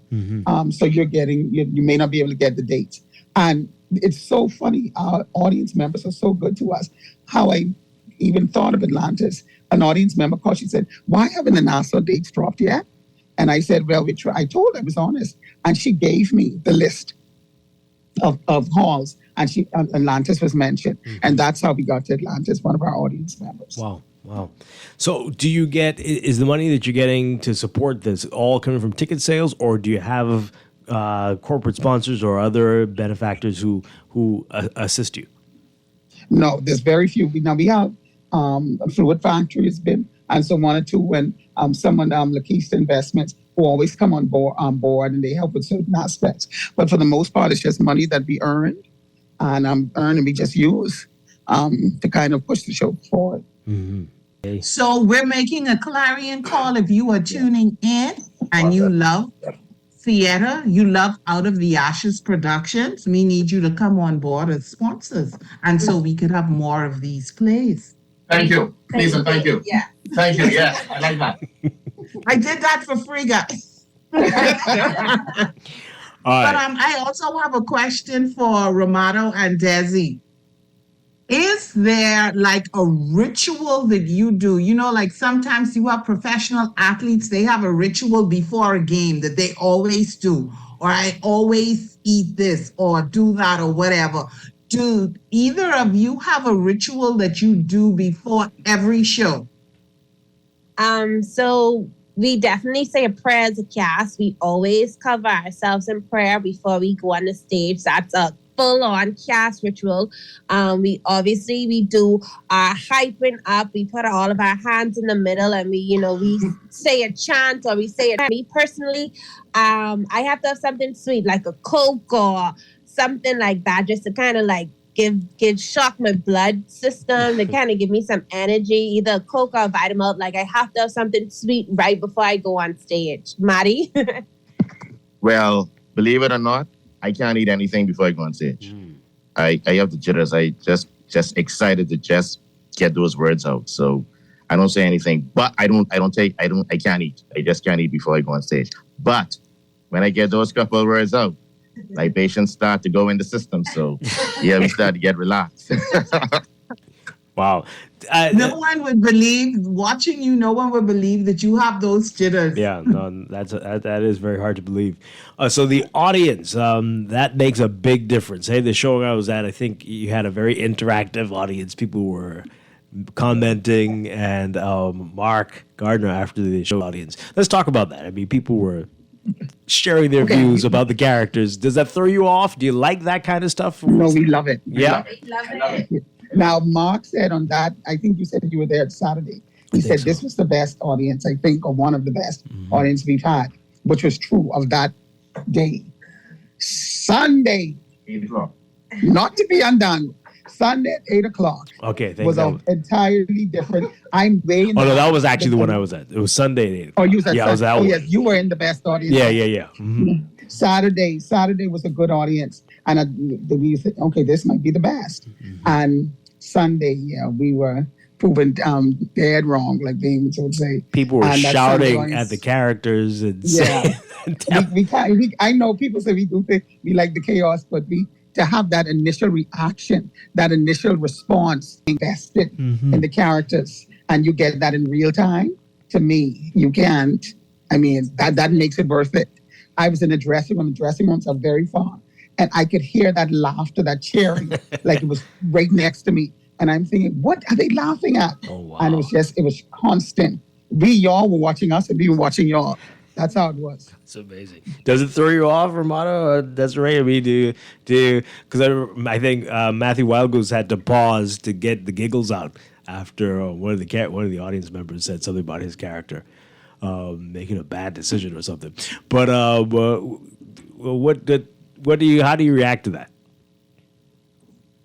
So we call that break-in. We would be on stage and, definitely hear all the hecklers and stuff like that. So your whole thing is you trying to tune them out to kind of just zone in on what you're saying. But yes, you do have those moments where it just catches you off guard and you do giggle a bit, but you have to kind of compose yourself and get back.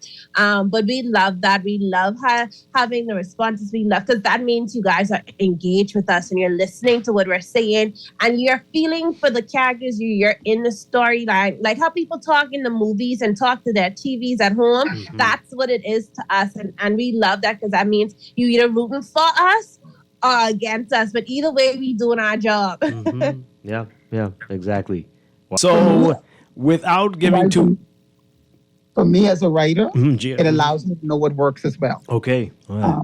So I would know what the audience responds to, and I would know, okay, more of this, and I would know what gets people's go. So I love it. That's wonderful stuff. Yeah. Have you ever been thrown off, Romano? Like I just can't catch myself after all of that. That ever happened to you before? Yeah, I've been thrown off before. One thing I've learned too is everybody doesn't laugh at the same thing. So if you have a joke for a particular audience, and then you say something and then they laugh, don't be expecting them to laugh at the same thing for another show. So that could throw you off there. So you just gotta know how to ride the audience. You know what I mean? Everybody doesn't always laugh at the same thing. So, but I love it when they respond back. I actually like to be the bad guy, believe it or not. So you can know you get the people them into it and you get them to hate you. When you get them to hate you, that's when you know, you're doing a good job. So I love it when the audience responds. That's wonderful stuff. All right, so if I can remember, I can remember Crazy Love 1 when there was a couch scene between Mark and Romano, and this scene on script may have been 5 minutes long. And that audience going every night. Some nights it was a half hour. We couldn't get, and I would whisper to Mark before he goes on, please control this, 10 minutes. And they were still, the audience is just rolling with them. And they're still up there jumping and moving up and down. So yeah, sometimes when the audience does that, when people say, how long is the show? And I say, well, on paper it's this long. But when the audience gets going, it could get a little crazy in there. That is beautiful. Can't get that with movies, eh? No. Yeah. Wow. All right. So if on that, Dwight, on that same vein, Romano, Desi, how much of what you do on stage is unscripted? Well, for me and your hubby, before we go on, I'd be like, okay, this is what we're going to do. So nobody knows what we're going to do. Once I work with him, that's my partner in crime. Once I work with him, they know it's going to be another play. It could be a different play every night. So I say, okay, that's what we're going to do. So yeah, a lot of it is, for me, Mark, a lot of it is on script.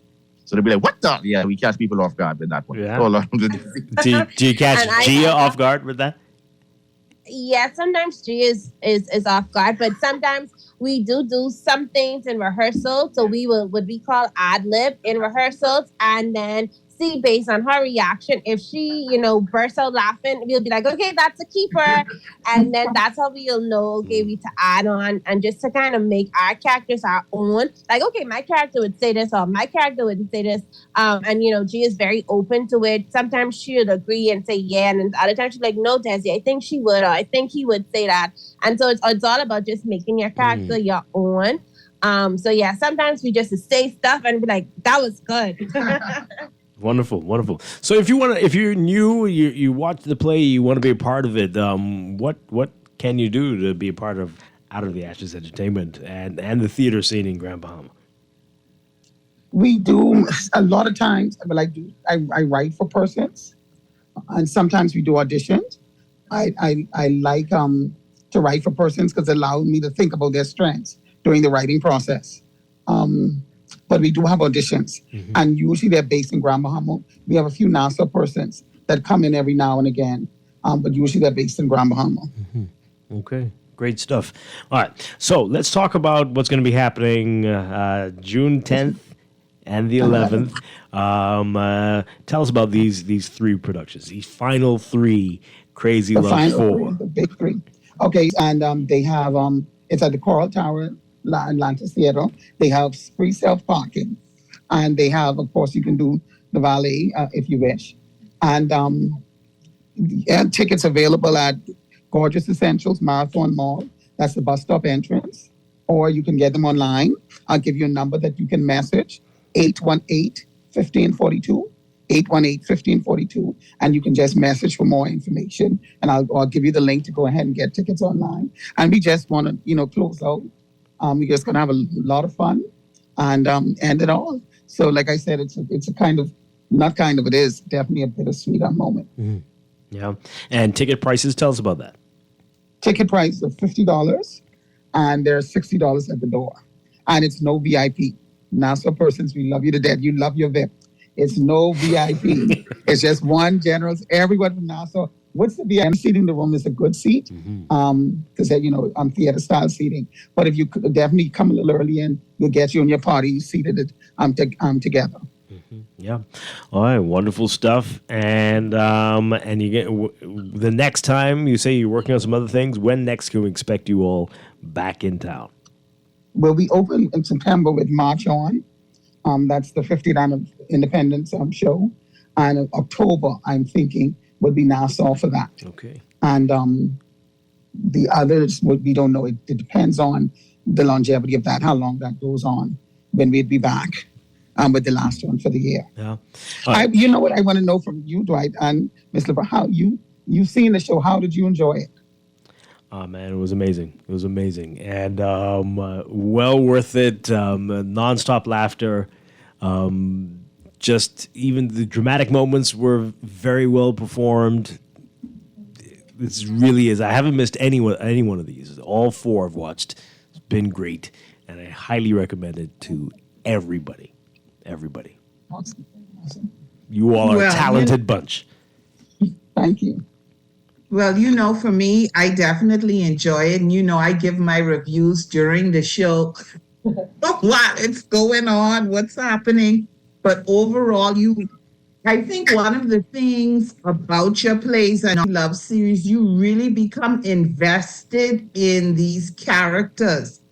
And whether it's because it's relatable or I think it's a combination of some of them being relatable, even in serious or funny moments. It's like, someone in real life who's kind of like Candice or Baba or whomever. Yeah. So that pulls you in. And so you find yourself so invested in these characters and so invested in what's happening from one scene to the next. And that's why you get so much audience participation, because it's like, hey, man, I'm feeling this. It's like when you go to church, and the minister says something that resonates, is either ouch or amen or preach or whatever. So you're sitting there and I'm always impressed with the level of talent that we have in this country, in the arts, and our abilities to get in character. And it's not just, it's a Bahamian thing, so only Bahamians would understand. Like, you can take these plays and go anywhere. Yeah, and absolutely. It's the level of talent for me that just gives me a wonderful feeling of pride. Yeah, absolutely. And the production value that right, you're coming from Freeport with this, and yet this is a very good sounding play.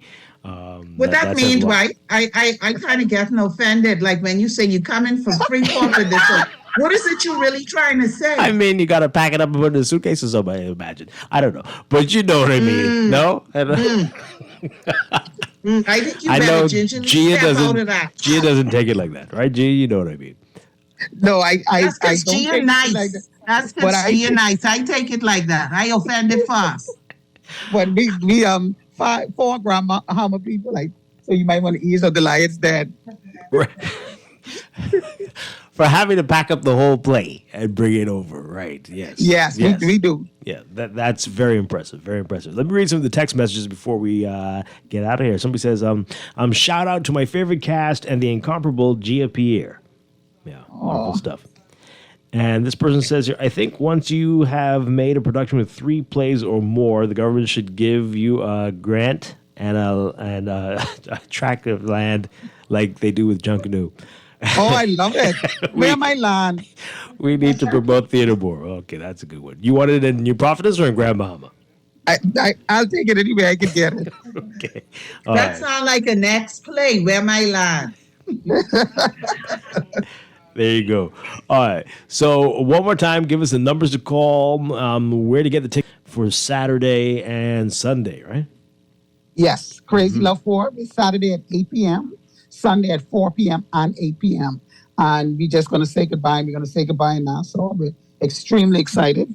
You can get tickets at Gorgeous Essentials, and that's the Marathon Mall, the bus stop entrance. I have no idea what that means, but that's what they tell me. I know it's close to Beauty, Body Beautiful, and then online. So you can call the number 818-1542. Again, 818-1542.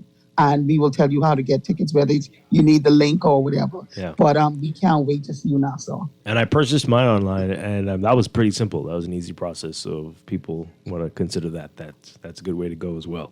Yes. All right. So, hey, this is great stuff. Gia Pierre, Ramada Russell, Desiree Joseph, thank you so much for talking with us this morning.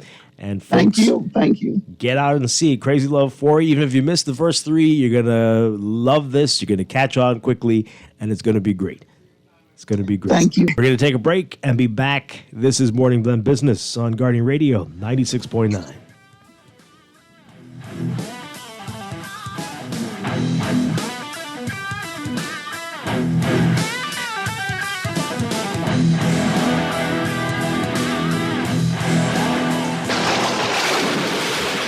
After a hurricane or storm, get the Nassau Guardian's Hurricane Guide.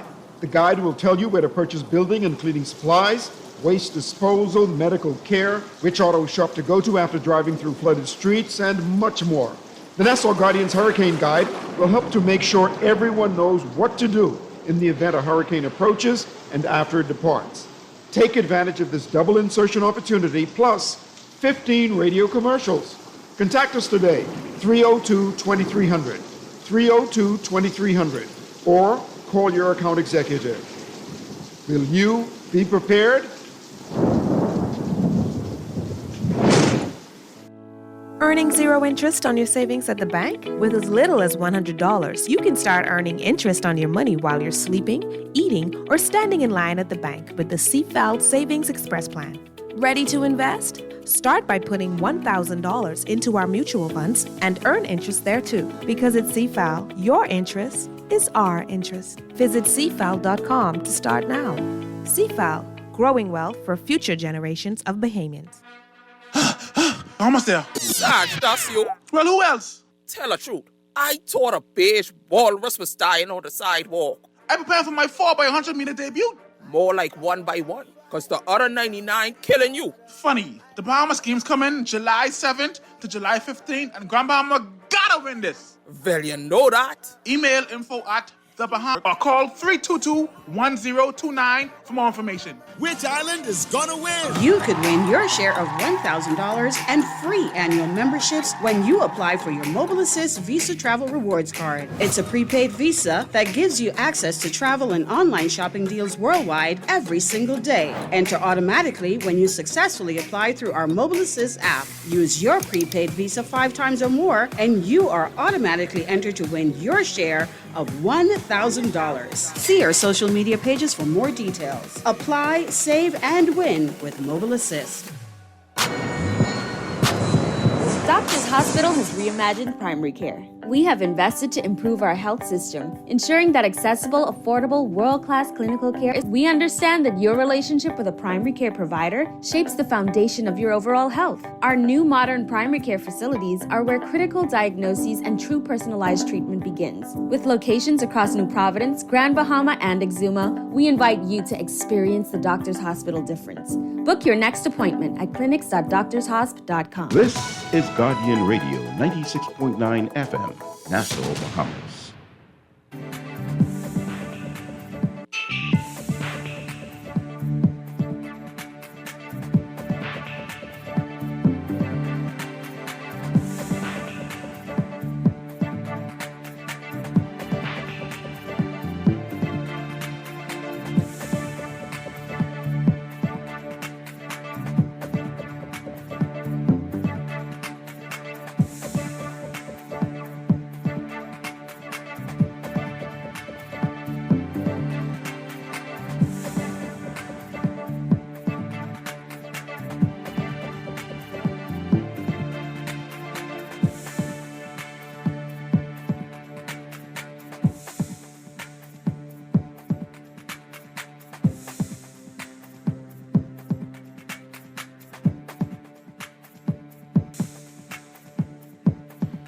It is time for your morning business report brought to you by CFAL.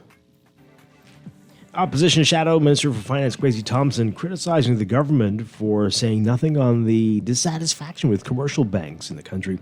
Thompson says given the continued public criticism of the banking sector by ministers in the governing party, he was surprised that nothing was said by Prime Minister and Finance Minister Philip Davis in his 2023-2024 budget debate opening speech. Thompson added that he was equally surprised that Davis said nothing about the future of the country's central bank digital currency, the sand dollar. Thompson says the budget communications are known for what they say, but more importantly, for what they do not say. He said, quote, 2 cabinet ministers spoke publicly of their displeasure of what banks are doing to people, particularly in the Family Islands. This budget communication said absolutely nothing about it. Foreign Affairs and Public Service Minister Fred Mitchell contended recently that a solution may be needed in the form of interventions by the legislature to curb the behavior of commercial banks. And over the past decade, foreign banks have systematically reduced their presence in the country and the wider region, consolidating or closing branches altogether. The issue has even been raised before the U.S. House Committee on Financial Services. Addressing the issue head-on in the House of Assembly in April, Mitchell lamented the lack of intervention by the banking sector's regulator, the central bank, and suggested the issue may be to be lower level than the government, and that the government needs to intervene. Prime Minister Philip Davis announcing new rules for record keeping that will be required by Bahamian businesses, which, along with other measures, are aimed at reducing tax evasion and capturing revenue foregone through avoidance. Davis outlined the requirements during the budget debate yesterday. He says they're encouraging better record keeping within businesses and encouraging proprietors to be responsible for honest reporting. He says only businesses with revenue in excess of $250,000 will be required to have electronic records or seek assistance from an independent accountant for the renewal application. The government's changes to vessel registration could have the knock-on effect of allowing Bahamians to get into the yacht chartering business, become charter brokers, and increase the number of Bahamians becoming mates on ships. That's according to the chief of Bay Street Marina, Peter Morey, where Mr. Philip Davis opened the debate on the budget yesterday, explained the government plans to eliminate duty and value-added tax on boat registrations and replace it with a schedule of fees for registration in an effort to get more pleasure vessels flying the Bahamian flag. And the government is allocated to assist small and medium-sized businesses transition to solar energy. The Davis administration is committed to achieving 30% renewable energy generation by 2030. Mr. Davis says that while it's too costly to introduce widespread solar power on New Providence, the allocation is a solution to rising energy costs that could provide relief for Bahamian households and businesses. Overseas, the European economy contracted slightly at the end of last year and beginning of 2023. Revised figures showing this today, underlining the impact of the loss of Russian natural gas and high inflation on consumer spending. Economic output in the 20 countries that use the euro currency dropped 0.1% in both the final 3 months of 2022 this year from the previous quarters. That's according to the European Union statistics agency Eurostat. That means the Eurozone endured 2 consecutive quarters of decline, which is one definition of recession, often used in political and economic discussions, dubbed a technical recession. However, economists on a panel that declares Eurozone recessions use a broader set of data, including unemployment figures, and European labor markets have held up to recent economic shocks. Unemployment is at its lowest level since before the creation of the euro in 1999, hit in April.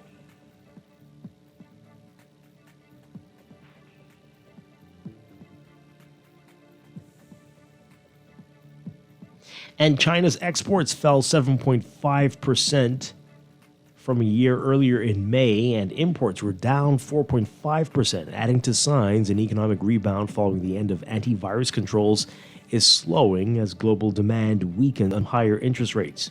Exports slid to $283.5 billion, reversing from April's unexpectedly strong 8.5% growth. Customs data showed this Wednesday that imports fell to $217.7 billion, moderating from the previous month's 7.9% contraction. China's global trade surplus narrowed by 16.1% to $65.8 billion. Trade weakness adds downward pressure on the world's second largest economy following lackluster factory and consumer activity and a surge in unemployment among young people. In your Market Watch recapping trading on the BISX from Wednesday, your market movers: Commonwealth Bank moving 20,000 shares, closing down 2 cents to $3.56. First Caribbean Bank moving 1,000, closing at $12.90, up $1.15. Consolidated Water closing at $3.58, unchanged. And Emira Incorporated down 15 cents, closing at $10.11. The BISX All-Share Index closing at 2,557.46, up 60.54. That's your Market Watch, and that is your morning business report brought to you by CFAL, growing wealth for future generations.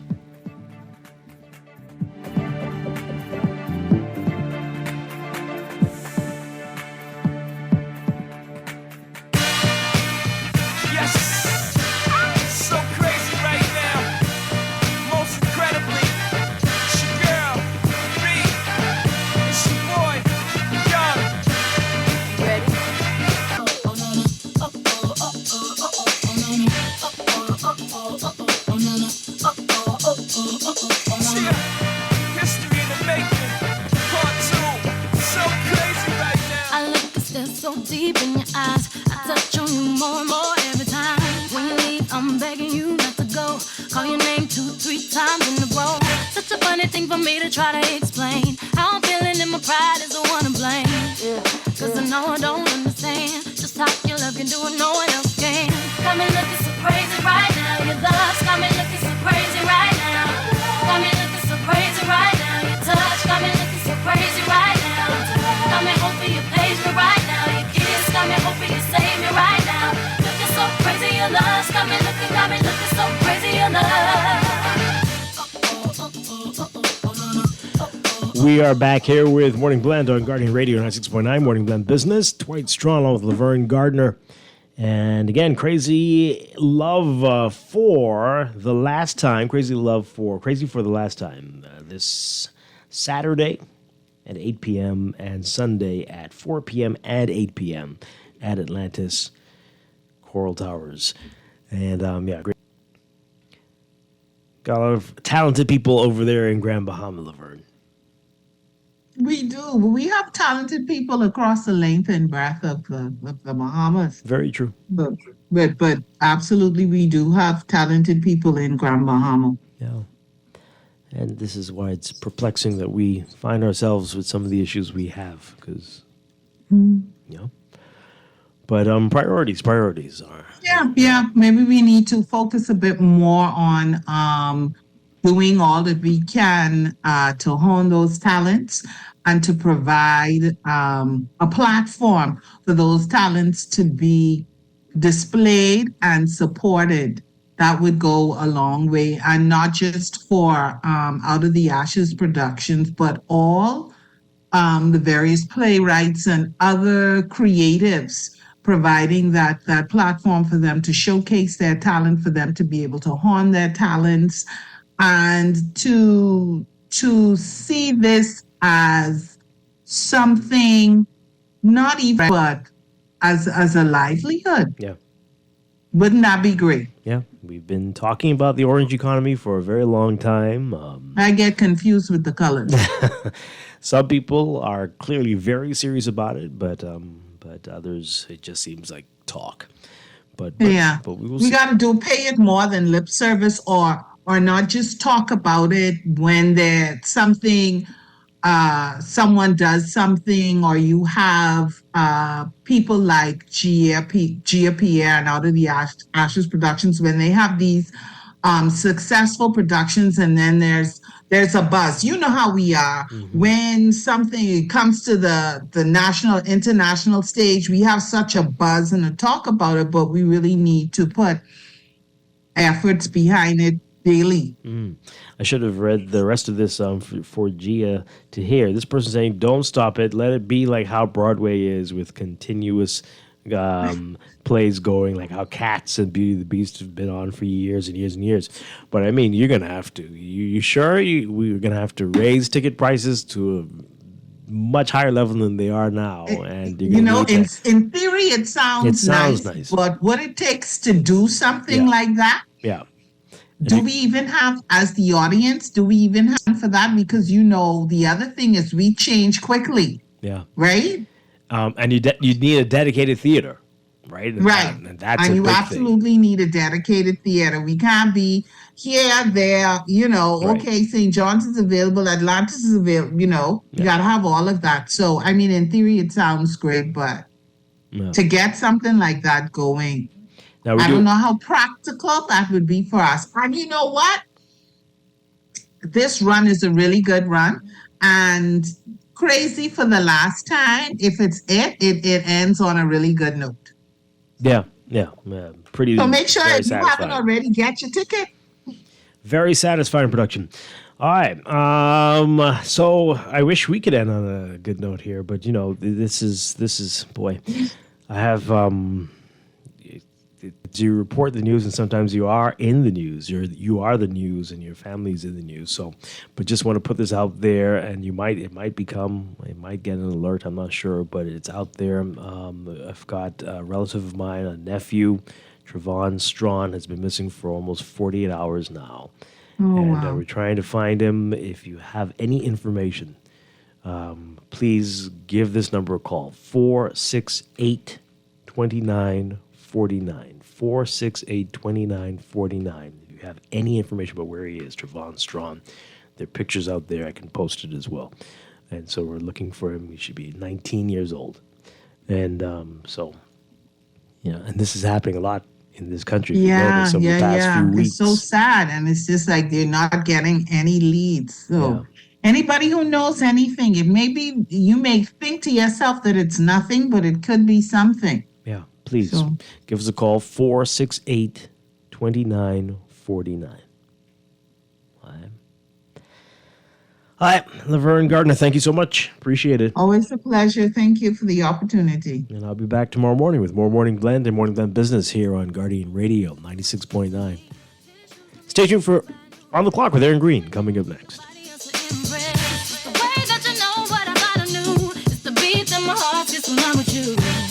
But I still don't understand just how you look and doing no one else can. Got me looking so crazy right now. Your love's got me looking so crazy right now. Got me looking so crazy right now. Your touch got me looking so crazy right now. Got me hoping you page me right now. Your kiss got me hoping you save me right now. Looking so crazy, your love's got me looking so crazy, your love. Looking so crazy, your love's got me looking so crazy, your love. Young Hov, y'all know when the flow is loco. This is Guardian Radio 96.9 FM, Nassau, Bahamas.